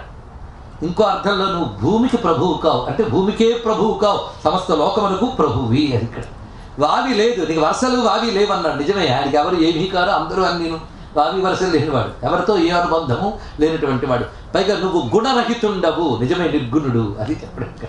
గుణాతీతుడు. చూసారా, ఒకవైపు అంతా తిట్టు, ఒకవైపు స్తోత్రం. ఎవరు తెలివితేటలివి? పోతన గారివి, అంతేగాని రుక్మివి కావు. ఈ తెలివితేటలు పోతన గారు. అంటే ఇక్కడ పోతన గారు చమత్కారం చేశారు అనద్దు, సంస్కారం చూపించారు. ఎందుకంటే కథ రాస్తున్నది పోతన గారు. నిజంగా ఇక్కడ పాత్రపరంగా తిట్లే రాయాలి. ఎంత భక్తుడైనా తిట్టే రాయాలి. రుక్మి తిట్టాడు అని రాయాలి. కానీ తిట్లన్నీ రాసి ఇలా రుక్మి తిట్టాడని రాయడానికి మనసు రాలేదండి. అందుకు ఏం చేశాడంటే బయటికి తిట్లులా కనబడుతున్నాయి, లోపల స్థుతుల్లా పెట్టాడు. తిట్లు రుక్మిణివి, స్థుతి పోతన గారిని. అది తెలియదు. ఇది గొప్ప కవిత్వం. ఇప్పుడు చెప్పండి, పోతన గారి ఎంత మహానుభావుడో, మన కవులు ఎంత గొప్పవారో. ఈ విధంగా ఎప్పుడైతే మాట్లాడాడో పరమాత్మ ఒక్కసారి రథం నిలిపెట్ట. ఇక్కడ పరమాత్మ ప్రతాపం చూడాలి. కేవలం కొద్ది బాణాలతో కళ్ళు మూసి కళ్ళు తెరిచే లోపల అతను రథం ముక్కలైంది, గుర్రాలు పడ్డాయి, సారథి దెబ్బతిన్నాడు, కిరీటం కింద పడి నేల మీద నిలబడ్డట. క్షణంలో తేరుకునే లోపల చక్క చక్క చేశాడు కృష్ణ పరమాత్మ. ఎంత ప్రతాపమో చూడండి. రుక్మి తల ఉంచుకు నిలబడ్డాడు. ఇంకా చేతికి దొరికినట్టే పట్టుకున్నట్టు కత్తెత్తి పట్టుకున్నాడు కృష్ణ పరమాత్మ. వెంటనే కాళ్ళు పట్టుకుంది రుక్మిణీదేవి, మా అన్నయ్యని విడిచిపెట్టి. ఎందుకంటే తప్పు చేశాడు, ఒప్పుకుంటాను, కానీ మా తల్లిదండ్రులకు పుత్రశాఖం వస్తుంది కృష్ణ అంటే విడిచిపెట్టాడు. బాబా రమ్ము అని పిలిచి ఆ తల, మీసము, గడ్డము, రేవులు వారు ఒరిగించే అన్నట్టు సగం తీసేట మొత్తం ఖచ్చితంగా. ఇది మరణదండనంత సమానం. కత్తి ఈ పని చేసేట. కొంతసేపు బలరాముడు వచ్చి కట్టు విడిపించట. కట్టు విడిపించి ఏమనుకోకమ్మా అన్నట్ట రుక్మిణీదేవి. మీ అన్నయ్యకి ఇలా చేసేది మేము అనుకోవద్దు, ఇప్పుడేం అనవలేదు, కొన్నాళ్ళు అయ్యాక మా అన్నయ్యని ఇలా చేసేటదు అంటారేమో. ఎందుకంటే బలరాముడికి కొంచెం అనుభవం ఉంది, పెళ్ళయింది అప్పటికే ఆయనకి దేవతీదేవితో. అది తర్వాత ఎలా ఉంటాయో కొంచెం ఊహించాడు. అంటే ఏమనుకోకమ్మా మీ అన్నయ్యని ఇలా చేశాడని.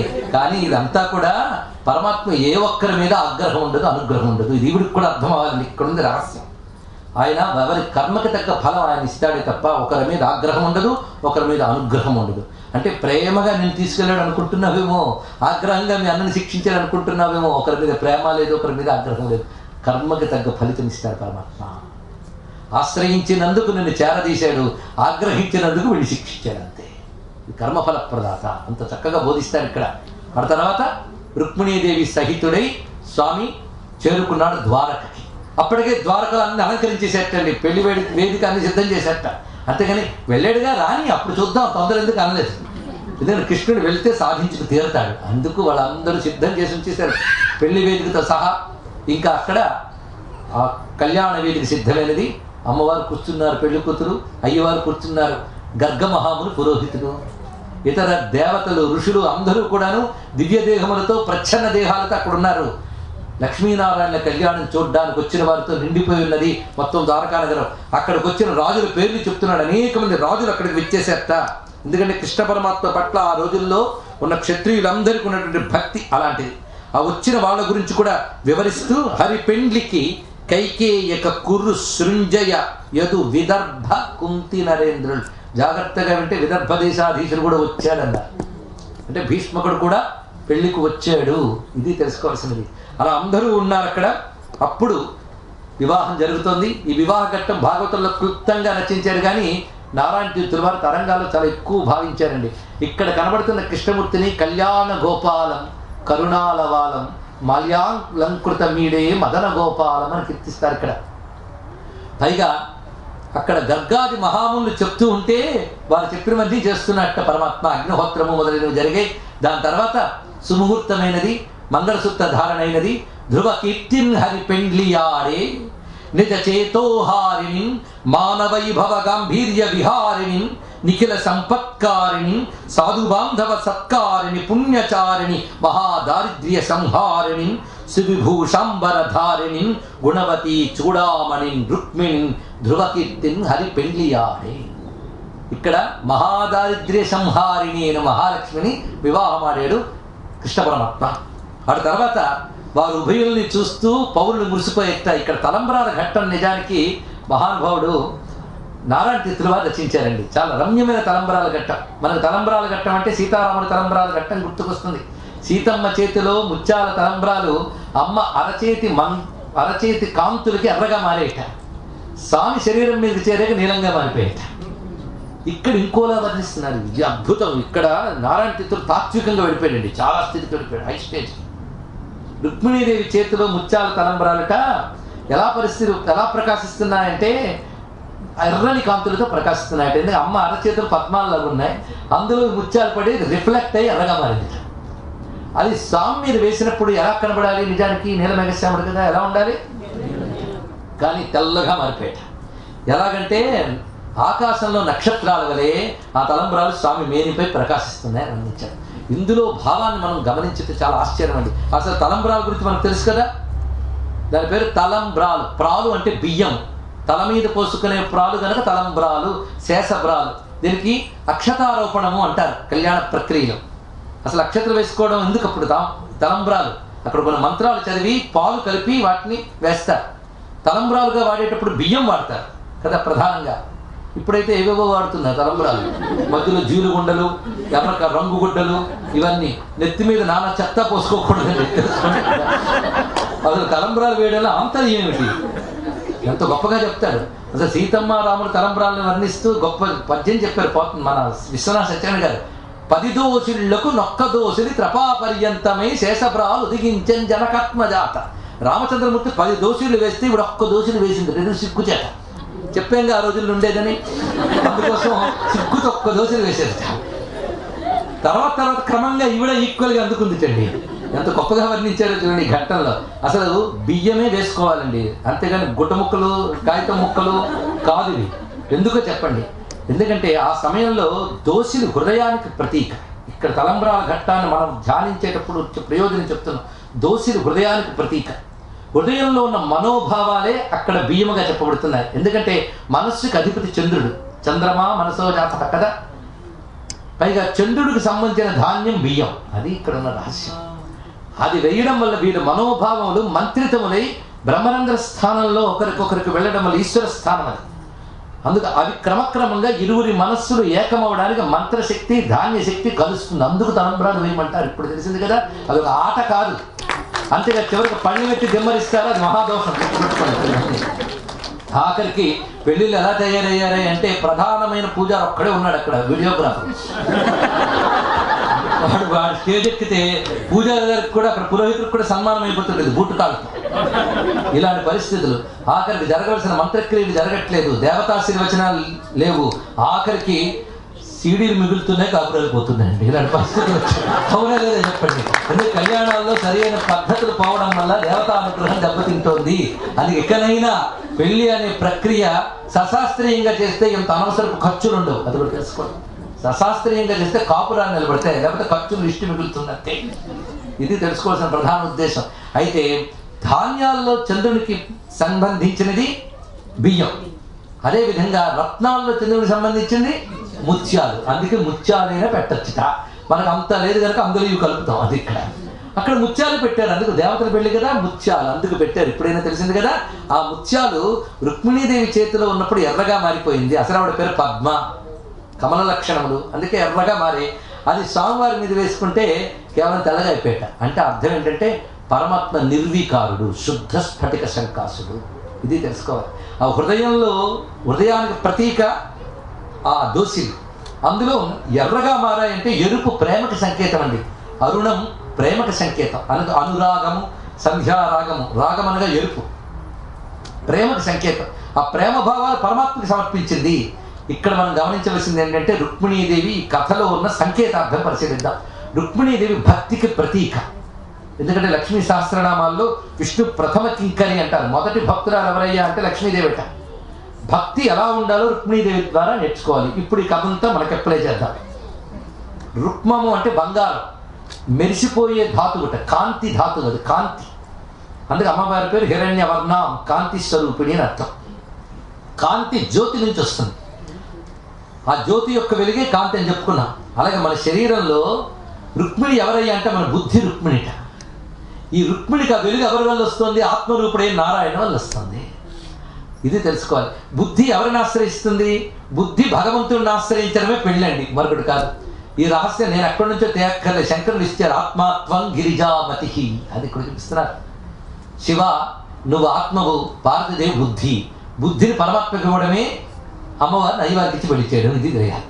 బుద్ధికి వెలుగు ఎవరు? పరమాత్మే. పరమాత్మ యొక్క వెలుగు చేత వెలిగిపోతుందట. అందుకే అసలు వెలుగు బుద్ధి. బుద్ధి యొక్క ప్రకాశం చేత ఇంద్రియాలు వెలుగుతాయి, అంతే కదా. పరమాత్మ వల్ల బుద్ధి, బుద్ధి వల్ల ఇంద్రియాలు. అప్పుడు బుద్ధి ఎటువైపు తిరగాలి?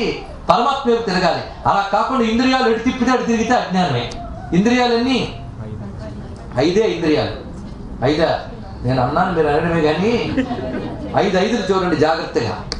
మామూలుగా 1 పంచభూతాలు, పంచేంద్రియాలు, పంచ జ్ఞానేంద్రియాలు, పంచ కర్మేంద్రియాలు, పంచ ప్రాణాలు. ఏమైనా పంచండి, పంచతత్వం అందులో కరెక్టే. ముఖ్యంగా పంచ జ్ఞానేంద్రియాలతోనే ప్రమాదం మనకి.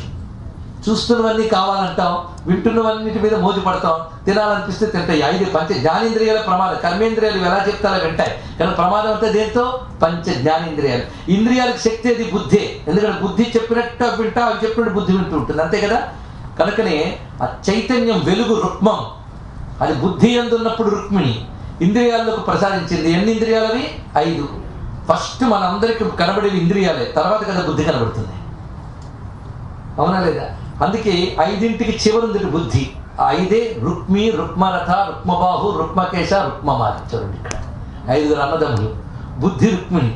కానీ ఇంద్రియాలు ఏం చేసాయంటే పట్టిలాగి శిశుపాలుడికి ఇద్దామని చూసేట. శిశుపాలుడు అంటే, శిశువు అంటే పిల్లవాడు, ఎదగనివాడు. ఎదగనివాడు అంటే మెచ్చుట్టి సరిగ్గా లేదు అని అర్థం అనమాట. అజ్ఞానం అని అర్థం. అజ్ఞానానికి వాడు కింగు, అందుకే శిశుపాలుడు. చూడండి, అందుకే ఈ పంచభూత ప్రకృతి ఏం చేస్తుందంటే బుద్ధి పరమాత్మకి వెళ్ళాలనుకుంటున్నా ఇంద్రియాలు లాగి ప్రపంచం వైపు అజ్ఞానంతో ముడిపెట్టాలని చూసేట. ఇది తెలిసింది కదా. అప్పుడు ఏం చేసింది? ఇది కథలో ఎంత అందమైన కథ చూడండి. ఇప్పుడు మీరు ఫస్ట్ నుంచి వస్తే రుక్మిణీదేవి ఇంటికి వస్తున్న వాళ్ళ వల్ల కృష్ణుడి గురించి వింది, పెద్దవాళ్ళ వల్ల. అలాగే మనం కూడా పెద్దల వల్ల, శాస్త్రాల వల్ల పరమాత్మ గురించి విని పరమాత్మనే పొందాలనుకుంటాం. కానీ ఈ రుక్మిణిగాడు ఉన్నాడే, మొత్తం 5కి రిప్రజెంటేటివ్ వాడు. వాడేం చేశాడు? లాగి అజ్ఞానాన్ని ముడిపెట్టాలని చూశాడు. అది జరుగుతుంది. బుద్ధి పరమాత్మకి వెళ్ళాలనుకుంటుంది కానీ ఇంద్రియాలు ప్రపంచం వైపు లాగుతున్నాయి. ఇప్పుడు ఏం చేయాలి? పెద్ద సమస్య. అప్పుడు ఆవిడెవరిని ఆశ్రయించింది? గురువుని ఆశ్రయించింది. అదే బ్రాహ్మణుని ఆశ్రయించింది. తెలుసారా? గురువుని ఆశ్రయించాలి. ఆ గురువే సందేశం పంపిస్తాడు గురువు ద్వారా.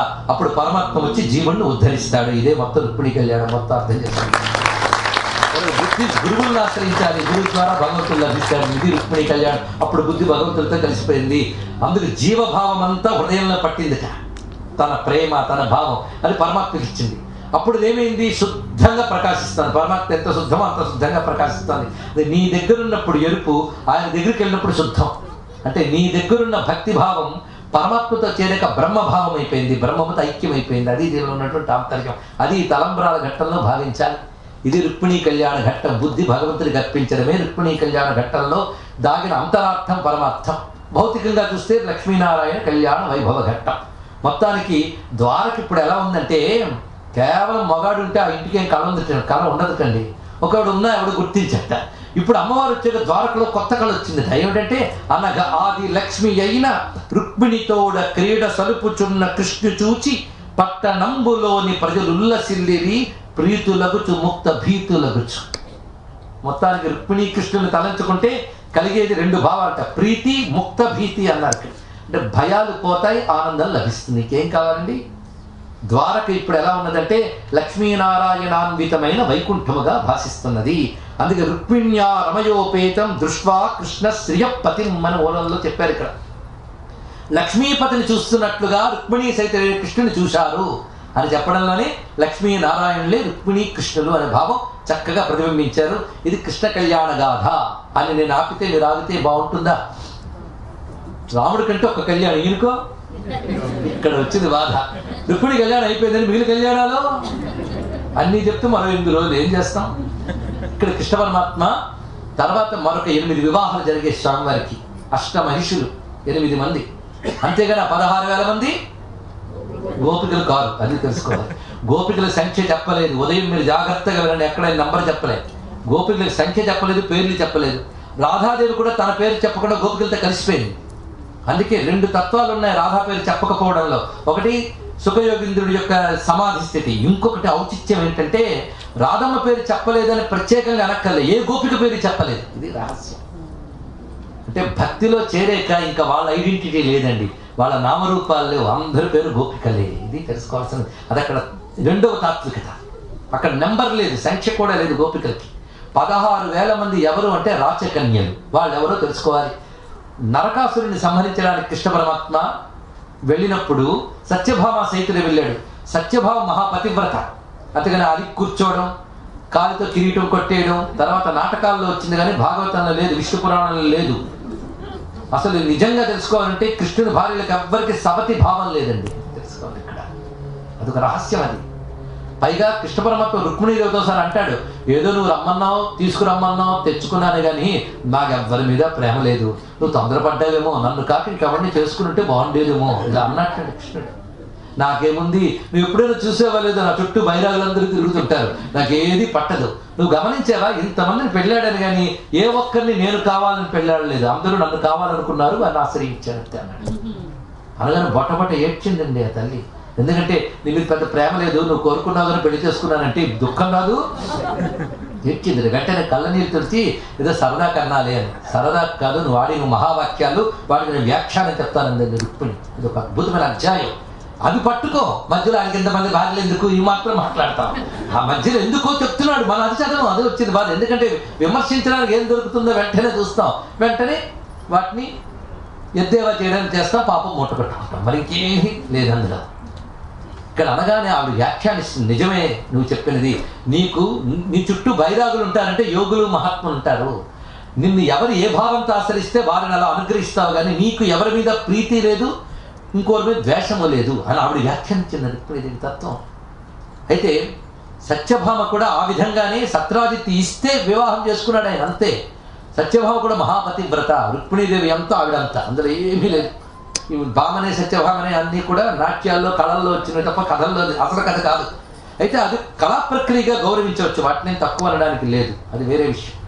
అయితే నరకాసురుణ్ణి కృష్ణ పరమాత్మ సంహరించినప్పుడు తలంచుకుంటే గరుత్మంతుడు వచ్చేటండి. చూడండి, తలంచుకుంటూ వచ్చాడు, గరుత్మంతుడి మీద వెళ్ళి సంహరించాడు. ఆయనే సంహరించాడు, సత్యభామ కాదు. ఇదొకటి ఎక్కడ లేని కథలు అన్నీ బయలుదేరిపోయాయి, మనకి ఒరిజినల్స్ తెలియట్లేదు, నాటకాలు ఇవే ప్రమాణాలు అయిపోయాయి. సత్యభామ పక్కనుంది అంతే, ఎందుకంటే వాడు భూపుత్రుడు, వాడు భూదేవి అంశ సత్యభామ. అది అందుకే రుక్మిణీ సత్యభామాభ్యాం సైతం కృష్ణమాశ్రయ అంటే మహాలక్ష్మి రుక్మిణి, భూదేవి, సత్యభామ. కొందరు అంటూ ఉంటారు, మీ దేవుడికి ఇద్దరు ఎందుకండి అని. ఇద్దరేమిటి, ఇంకా అందరూ ఉన్నారు, మీకు తెలియదేమో. అందరు ఉంటే కానీ ప్రపంచం నడవట్లేదు. మహాలక్ష్మి అంటే విశ్వమంతా వ్యాపించిన ఐశ్వర్యం, భూదేవి అంటే భూమి అందున్న ఐశ్వర్యం. ఇది మనకి అవసరం, ఇది ప్రపంచ విశ్వానికి అంతటికి అవసరం. ఈ 2 లక్ష్ములు నారాయణుడు అని తెలుసుకోవడానికి వాళ్ళిద్దరిని పెట్టి ఆరాధిస్తున్నాం. ఇది మనకు తెలిస్తే ముందు మనం ఇంకోరికి చెప్పచ్చు. అదే మనల్ని మానవులు కాదు వాళ్ళు, ఇది మనం తెలుసుకోవాలి. కొందరు అంటుంటారు, మీ దేవుడు ఇలా ఎందుకుంటాడండి, మా దేవుడైతే అలా కాదండి. వాళ్ళకి చెప్పండి, అసలు మీకు దేవుడే లేడండి, మా దేవుడు మీకు అర్థం కాడు, మానవుడు కాదు, అతను తెలుసుకోండి అని చెప్పండి. దేవత జ్ఞానం లేదు. వాళ్ళు అడిగితే మనం వెరుమోహాలు వేసుకుంటే ఎంత ప్రార్థన అండి. విమర్శించడానికి సిద్ధమే, ఆలోచించడానికి సిద్ధంగా ఉందాం. అది వచ్చిన బాధ. ఆ నరకాసురుడు పరమ దుర్మార్గుడు, ఆయన కృష్ణ పరమాత్మ సంహరించాడు. ఎంత అప్పుడు రాజు దుర్మార్గుడైతే సంహరించడమే తప్ప రాజ్యాలను నాశనం చేయడం కాదు. ఇప్పుడు యుద్ధాలు అయితే రాజ్యాలు నాశనం అయిపోతున్నాయి. ఇది రాక్షస నాగరికత. ఇది గుర్తుపెట్టుకోండి. ఇక్కడ స్వామి ఏం చేశాడంటే అతన్ని సంహరించి తిరిగి ఆ ప్రాగ్జ్యోతిష్పురంలో నరకాసురుడు కొడుకు భగదత్తుడిని రాజుగా చేశాడు. అంతేకాదు నరకాసురుడు 16,000 మంది రాచపుత్రికలను బంధించి దర్శాల్లో పెట్టాడు. ఇక్కడ ఇది చూడండి. కృష్ణ పరమాత్మ వచ్చి వాళ్ళందరినీ చెర నుంచి విడిపించాడు. విడిపించి మీకు ఇప్పుడు ఎక్కడికి చేర్చమంటారని ఎక్కడికి చేర్చుతాను, మీ తల్లిదండ్రుల దగ్గరికి తీసుకెళ్ళమంటే తీసుకెళ్తాను, మీకు ఏది క్షేమమో చెప్పండి అంటే మూకుమ్మడిగా అందరూ చెప్పారట, మాకు నువ్వే కావాలన్నారు. 16,000 మంది. ఇది చూడండి. ఇక్కడ మానవ ధర్మంతో 16,000 మందిని ఆయన సమన్వయించడం సాధ్యం కాదు. అప్పుడు మాధవ ధర్మే అప్లై చేయాలి. భూదేవిని అడిగాడు, ఇప్పుడు ఏం చేయమంటే ఈ సమస్యని. భూదేవి వచ్చింది అప్పుడు ఆ తల్లి అక్కడికి. ఆమె చెప్తోంది 16,000 మంది నువ్వు వివాహం ఆడు అన్నది. ఇక్కడ చూడండి. అంటే 16,000 మందికి ఒక ఆశ్రయం ఇచ్చాడు పరమాత్మ. అది తెలుసుకోవాలి. ఎందుకంటే ఒక దుర్మార్గుడి చెరలో కొన్నేళ్లు ఉండిపోయినటువంటి స్త్రీలకు మళ్ళీ సమాజంలోకి వెళ్ళినప్పుడు వాళ్ళ పరిస్థితి ఏంటి? వాళ్ళు పరమాత్మని ఆశ్రయిస్తే వాళ్ళకు సుస్థిరమైన నివాసం, ఒక గౌరవం ఇచ్చాడు పరమాత్మంత దయతో. ఇది పట్టుకున్న మనం 16,000 మంది గోపికలందరూ కూడా తెలియదు, నోటికి వచ్చినట్టు మాట్లాడుతున్నాం. ఏం తెలిసిన మనకి? 16,000 మంది రాచకన్యల్ని 16,000 భవనాల్లో 16,000 రూపాయలతో ఒకే ముహూర్తంలో పెళ్లి చేసుకున్నాడు కృష్ణ పరమాత్మ. అది గొప్ప విషయం. అది నమ్మితే ఇది నమ్ము, లేకపోతే ఏది నమ్మక నమస్కారం పెట్టుకుంటు. 16,000 మందిని 16,000 రూపాయలతో 16,000 భవనాల్లో ఒకే ముహూర్తంలో కృష్ణ పరమాత్మ వివాహం చేసుకున్నాడు. అందుకే ప్రతి వారికి ఏమనిపించేదంటే కృష్ణుడు నావాడే, నా ఇంట్లోనే ఉన్నాడు, నన్నే ఎప్పుడు ప్రేమిస్తున్నాడని భావం అందరికీ. అలా ఉన్నాడు పరమాత్మ. 16,008 ఇళ్లలో ఎలా ఉన్నాడో చూడాలని ఒకసారి నారద వారు ఎర్లీ మార్నింగ్ బయలుదేరట. బోర్డు ఇల్లు కవర్ చేయాలని బయలుదేరాడు. ముందు ఒకరింటికి వచ్చేట. ఒక్కొక్కరింట్లో దినచర్య చూడండి. ఏ టైంలో వెళ్ళినప్పుడు కృష్ణుడు ఏం చేస్తున్నాడో ఈ కథ చెప్తూ సుఖయోగిందుడు గొప్ప సందేశం ఇస్తాడు. మనకి చూద్దాం. మొదటి ఇంట్లో వెళ్ళినప్పుడు బ్రాహ్మీ ముహూర్తం. అప్పుడు కృష్ణ పరమాత్మ ధ్యానం చేసుకుంటున్నట్ట. నారదుడు వారు వెళ్ళగానే ధ్యానం పూర్తవగానే అరే దేవర్షి వచ్చాడు అని కాళ్ళు కడిగి నీళ్ళు చల్లుకున్నట్ట. వస్తానన్నట్ట. తొందర ఉంది, కాసేపు కూర్చోండి, ఇక చాలా పనులు ఉన్నాయన్నట్ట. మరొకరి ఇంటికి వెళ్ళేట. అప్పుడే సంధ్యాకాలం వస్తుందటండి. సంధ్యావందనం చేసుకుంటున్నట్టు కృష్ణుడు. సంధ్యావందనం అయ్యే వరకు నారదుల వారు కూర్చోగానే మళ్ళీ కాళ్ళు కడిగి నీళ్ళు చల్లుకున్నట్ట. మరొక చోటుకి వెళ్ళేటప్పటికల్లా సంధ్యావందనం పూర్తయ్యి దివ్య స్తోత్రములు పారాయణ చేస్తున్నట్ట. అక్కడ కృష్ణుడు మళ్ళీ సన్మానం చేశాడు. మరొక చోటుకి వెళ్ళినప్పుడు దేవతార్చన, మరొక చోటుకి వెళ్ళేటప్పుడు అగ్నికార్యం. ఇలా ప్రాతకాలంలో చేయవలసిన కార్యక్రమాలు ఒక్కడ చేసి మధ్యాహ్న కాలంలో పిల్లలకు చదువు చెప్తున్నట్టండి తన పిల్లలకి. ఇంకో చోటుకి వెళ్ళేటప్పుడు సాము చేస్తున్నట్ట. ఇంకో చోట గోపూజ చేస్తున్నట్ట. ఇంకో రాచ కార్యకలాపాలు మాట్లాడుతున్నట్ట. ఒక చోట రుచిత సంధ్యోపాసనాసక్తు, ఒక చోట పౌరాణికోక్తి కలితు, ఒక చోట పంచయజ్ఞోచిత కర్ముని, ఒక చోట అమృతోపభోగలోలు. ఏం వర్ణించాడు చూడండి. ఒక చోట పంచయజ్ఞాలు చేస్తున్నట్ట. పంచయజ్ఞాలు మనకు తెలుసా? దేవయజ్ఞ, పితృయజ్ఞ, మనుష్యయజ్ఞ, భూతయజ్ఞ, బ్రహ్మయజ్ఞములు. అవి చేస్తున్నాడు ఆయన మహానుభావుడు. 5 చేసి అమృతం తింటున్నట్ట. ఒక చోట అమృతోపభోగలో, ఒక ఇంటికి వెళ్ళేటప్పుడు అమృతం తింటున్నట్ట. అవునండి, కృష్ణుడు కదా, ఇంద్రుడికి ఫోన్ చేసి ఉంటాడు, ఆయన తెచ్చుంటాడు అమృతం కదా. అమృతం అనగా తెలుసుకోండి, యజ్ఞము చెయ్యగా మిగిలింది తింటే దాని పేరు అమృతం. భగవంతుడికి నివేదించి తింటే అమృతం, లేకుండా తింటే మీరే చెప్పారు, నేను చెప్పలేదు, గుర్తుపెట్టుకోండి. ఆ పాటి భగవంతుడికి నివేదించి తినలేకపోతే ఇంకేం తిండండి. గర్వంగా నేను అవన్నీ చేయనండి ఏం చెప్పడం కాదండి, ఇక్కడ నుండి చేయడం నేర్చుకోండి. ఆ భగవంతుడి పేరు చెప్పి నివేదించడం ఏం కష్టం చెప్పండి. అనే మీరు తినేదాన్ని చూపించడమేగా అమృతం అనగా. యజ్ఞము చెయ్యగా మిగిలింది తింటే అమృతం, అది చెయ్యాలి. దేవతలకు, పితృదేవతలకు, ఋషులకు ఆరాధన చేసి సాటి అతిథ అభ్యాగతులకు పెట్టి, జంతువులకు పెట్టి ఆ తర్వాత తింటే అమృతం. యజ్ఞములు చేయకుండా తింటే వాడు దొంగ అని పేరు పెడతారు. అది చెప్తే అగం భుంజతే మూఢ ఏ పచత్యాత్మకారణాత్, తమ కోసం తాము వండుకు తినేవాళ్ళు పాపాన్ని వండుకు తింటున్నారన్నాడు భగవద్గీతలో. ఇది భారతదేశంలో ఎవ్వరు పాపం తినరు, అమృతమే తింటారు. ఎందుకంటే నైవేద్యం పెట్టిన ప్రసాదం తింటాం మనం. పదార్థాలు తినద్దు, ప్రసాదాలు తిందాం, బతుకులు బాగుపడతాయి. పదార్థాన్ని ప్రసాదం చేసుకోవడం ఎప్పుడవుతుంది? నివేదిస్తే. నివేదించి తినడమే. అందుకు కృష్ణ పరమాత్మ అమృతం తింటున్నట్ట. అంటే చెప్పడం ఏంటంటే ఒక్క కాపురాలు వెలగబెట్టేటప్పటికీ తీరిక లేదని ధర్మాలన్నీ అటకెక్కించేస్తున్నామే, 16,008 ఇళ్లల్లో గృహస్థ ధర్మం యథాతథంగా పాటిస్తున్నాడు కృష్ణ పరమాత్మ. అది ఇందులో చూపిస్తున్నారు. ఎక్కడా తన ధర్మానికి ఇసుమంత లోపం కలిగించలేదండి. అంటే కృష్ణుడు ఎంత ఏకపత్ని వ్రతుడు ఇప్పుడు తెలిసింది కదా, ఎవరికి వారికే కనుక ఏకపత్ని వ్రతుడు. గట్టిగా మాట్లాడితే బ్రహ్మచారి, ఎవరితో సంపర్కం లేదు మహానుభావుడికి, అందుకే బ్రహ్మచారి. తనని వారు ఆశ్రయించారు కనుక ఆశ్రయం ఇచ్చారు కానీ ఏ ఒక్కరి పట్ల తనకి భావమే లేదు ఎవరి పట్ల. అది ఆయన యొక్క స్థితి. అందుకు యోగి వలె తిరిగాడు అయ్యా అన్నాడు. ఇప్పుడు ఆలోచిద్దాం, 16,008 మంది ఎక్కడున్నారు? ద్వారకలో కదా, మన శరీరంలో ఉన్నారు 16,008 మంది. చూపించమా? చూద్దాం. మన శరీరం పేరు ద్వారక. 9 ద్వారాల పట్టణమే ద్వారక. నవద్వారే పురోహిదేహి, తెలుసుగా 9 ద్వారాలు, నవరంధ్రాలే నవద్వారాలే ఈ శరీరం అనే పట్టణం ఉంది. ఈ శరీరం అనే పట్టణం లోపల పరమాత్మ కృష్ణుడు, ఆయన కృష్ణ ఆకర్షించి శరీరాన్ని నడుపుతున్నాడు. ఆయన అయింది కదా. ఆయన భార్యలు ఎంతమంది? 8 మంది. 8 మంది ఏమిటో ఇప్పుడు వేదాంత సింత దీన్ని లింక్ పెట్టి చూడాలి. అందుకు వివరిస్తూ మూల ప్రకృతి రవికృతి మహరాజ్య ప్రకృతి వికృతయ సప్త న ప్రకృతి న వికృతి పురుష షోడశకస్తు వికార అని వేదాంత పంచదశలో విద్యారణ్య స్వామి వారు చెప్తున్నారండి. ఇది అన్వయించుకుంటే తెలుస్తుంది, ఇక్కడ గ్రహించవలసింది.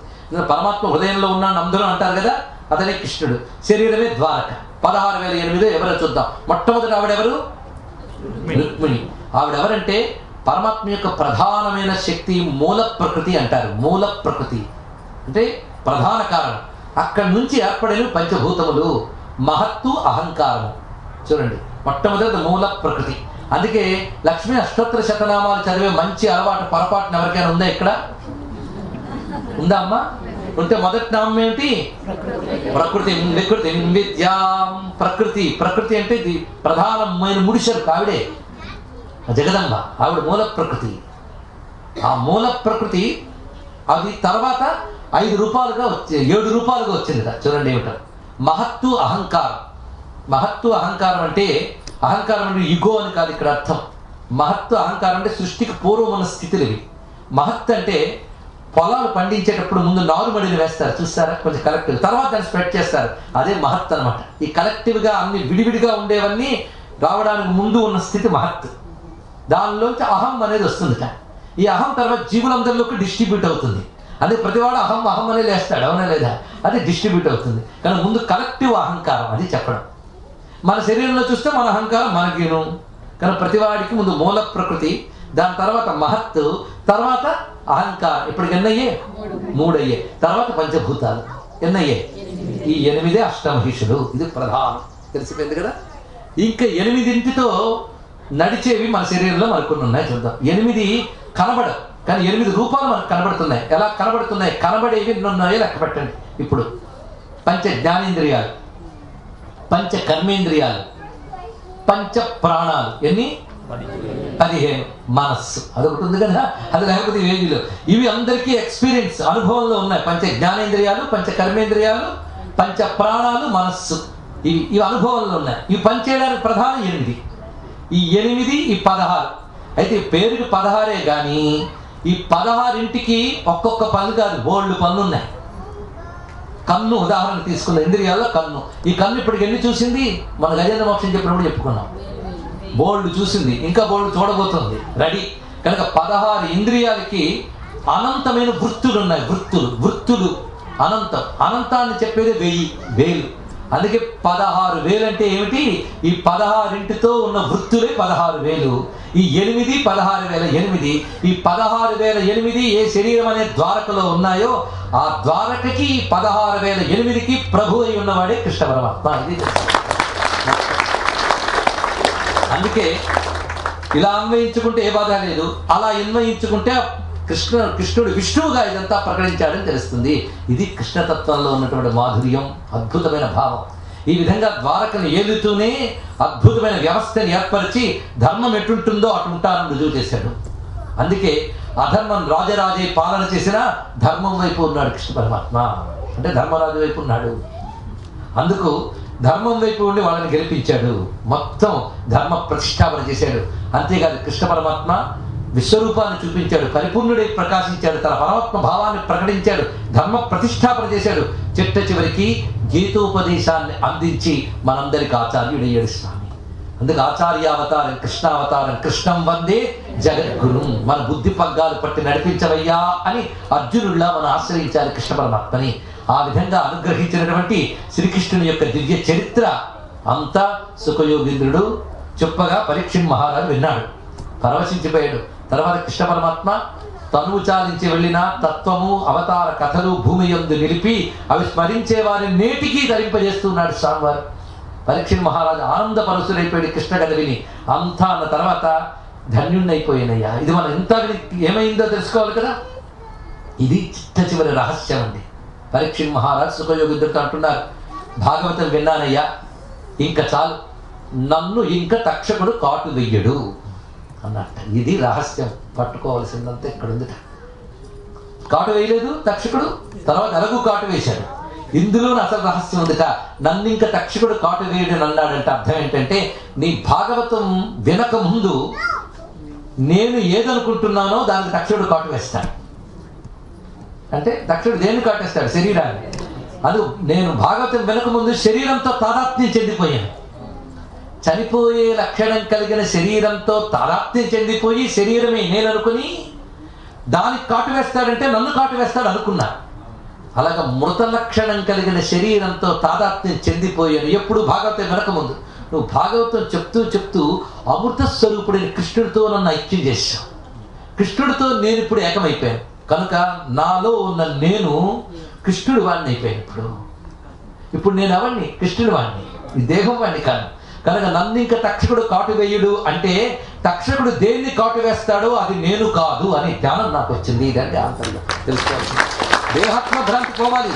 మొత్తం జ్ఞానానికి పరమాత్మ ఏంటి అంటే దేహాత్మ భ్రాంతి పోవాలి, పరమాత్మ జ్ఞానం కలగాలి. ఇదే మొత్తం పరమాత్మ. అది గురువు దగ్గరుండి క్రమంగా మృత లక్షణం కలిగిన ప్రపంచం నుంచి లాగి అమృతమైన పరమాత్మతో ఐక్యం చేయించాడు. 7 రోజులు కదలకుండా అమృతతత్వాన్ని విని విని అమృతంతో తాదాత్మ్యం చెంది ఇంకా నాకు తక్షకుడు కాటు వేయడు. ఆ నేననే భావాన్ని నుంచి బయటకు వచ్చేసాడు. ఆయన ముక్తి పొందిపోయాడు బతికుండగానే. దాన్ని జీవన్ముక్తి అంటారు. తర్వాత మిగిలిన శరీరాన్ని తక్షకుడు కాటు వేశాడు, ముక్తుడై పరమాత్మను పొందాడు పరీక్షిత్ మహారాజు. ఇది కృష్ణ కథా మాధుర్యం. అందుకు వేదాంత విచారణతో సిద్ధులైన యోగులకి ఏ సిద్ధి లభిస్తుందో భాగవత కథ జ్ఞానంతో అటువంటి యోగమే లభిస్తున్నది. అందుకు ఆ వేదాంతం అనేది ప్రతిపాదింపబడిన పరమాత్మ జ్ఞాన మార్గంలో వెళ్ళే వాళ్ళకి అలా దొరుకుతాడు. ఆయన కృష్ణుడిగా అవతరించి తన కథ వినే వాళ్ళని తరింపజేసి ముక్తినిస్తున్నాడు. ఇది భాగవత కథ ప్రయోజనం. ఇటువంటి భాగవత కథని 7 పూటలు వెంకటేశ్వర కృష్ణ సన్నిధిలో మనం చెప్పుకుని వాళ్ళ ధన్యులమయ్యాం. చెప్పిన నేను విన్న మీరు కూడా కృష్ణమయంగా ధన్యులమయ్యామని భావన చేస్తున్నాం. ఇంత మహాయజ్ఞానికి కారకులైనటువంటి వారందరికీ నమస్కరించుకుందాం. ముందు పరమాత్మకు నమస్కరించుకోవాలి. ఆయన సంకల్పం వల్ల ఇంత జరిగింది. ఇక్కడ వర్జీయకు వచ్చి మాకు భాగవతం చెప్పండి అని కోరుకున్నటువంటి తెలుగు వారందరికీ నేను ముఖ్యంగా కృతజ్ఞతలు చెప్తూ, పూనుకున్న పెద్ద దంపతులు ఇద్దరు మీ అందరికీ తెలిసిన వారే. ఒకరు శ్రీ యజ్ఞేశ్వర శర్మ గారు, వారి శ్రీమతి గారు కృష్ణవేణమ్మ గారు. అందుకు వారందరికీ ముందు కృతజ్ఞతలు చెప్పుకుందాం. అందున ఇవాళ యజ్ఞేశ్వర శర్మ గారు పుట్టినరోజు. అందుకు ప్రత్యేకమైనటువంటి కృష్ణాశిష్యులు వారికి. కృష్ణాశిష్యులు కృష్ణ పరమాత్మ యొక్క ఆశిష్యులు. తర్వాత ముఖ్యంగా ఈసారి నేను రావాలని వాళ్ళు కిందసారి పిలుచుకోండి, ఇప్పుడు పిలిచారంటే అంత ధైర్యం అండి. దానికి కారణం మీరందరూ కిందసారి ఆదరించి వెళ్ళడం వల్ల మళ్ళీ ఇంత ఆదరంగా పిలిచారు. అంతేగాని కిందసారి ఎవరో కొంతమంది వచ్చారు, ఇప్పుడు వచ్చినందుకు చాలా సంతోషం ఉండాలి వారు. ఇప్పుడు మళ్ళీ రమ్మన్నారు కనుక వారికి అండదండలుగా పనిచేసిన వాళ్ళందరికీ కృతజ్ఞతలు. అసలు నిజానికి ఇక్కడ పెరుగుతూ మంచి తెలుగు మాట్లాడుతున్న వాళ్ళని నేను చాలామందిని చూశాను.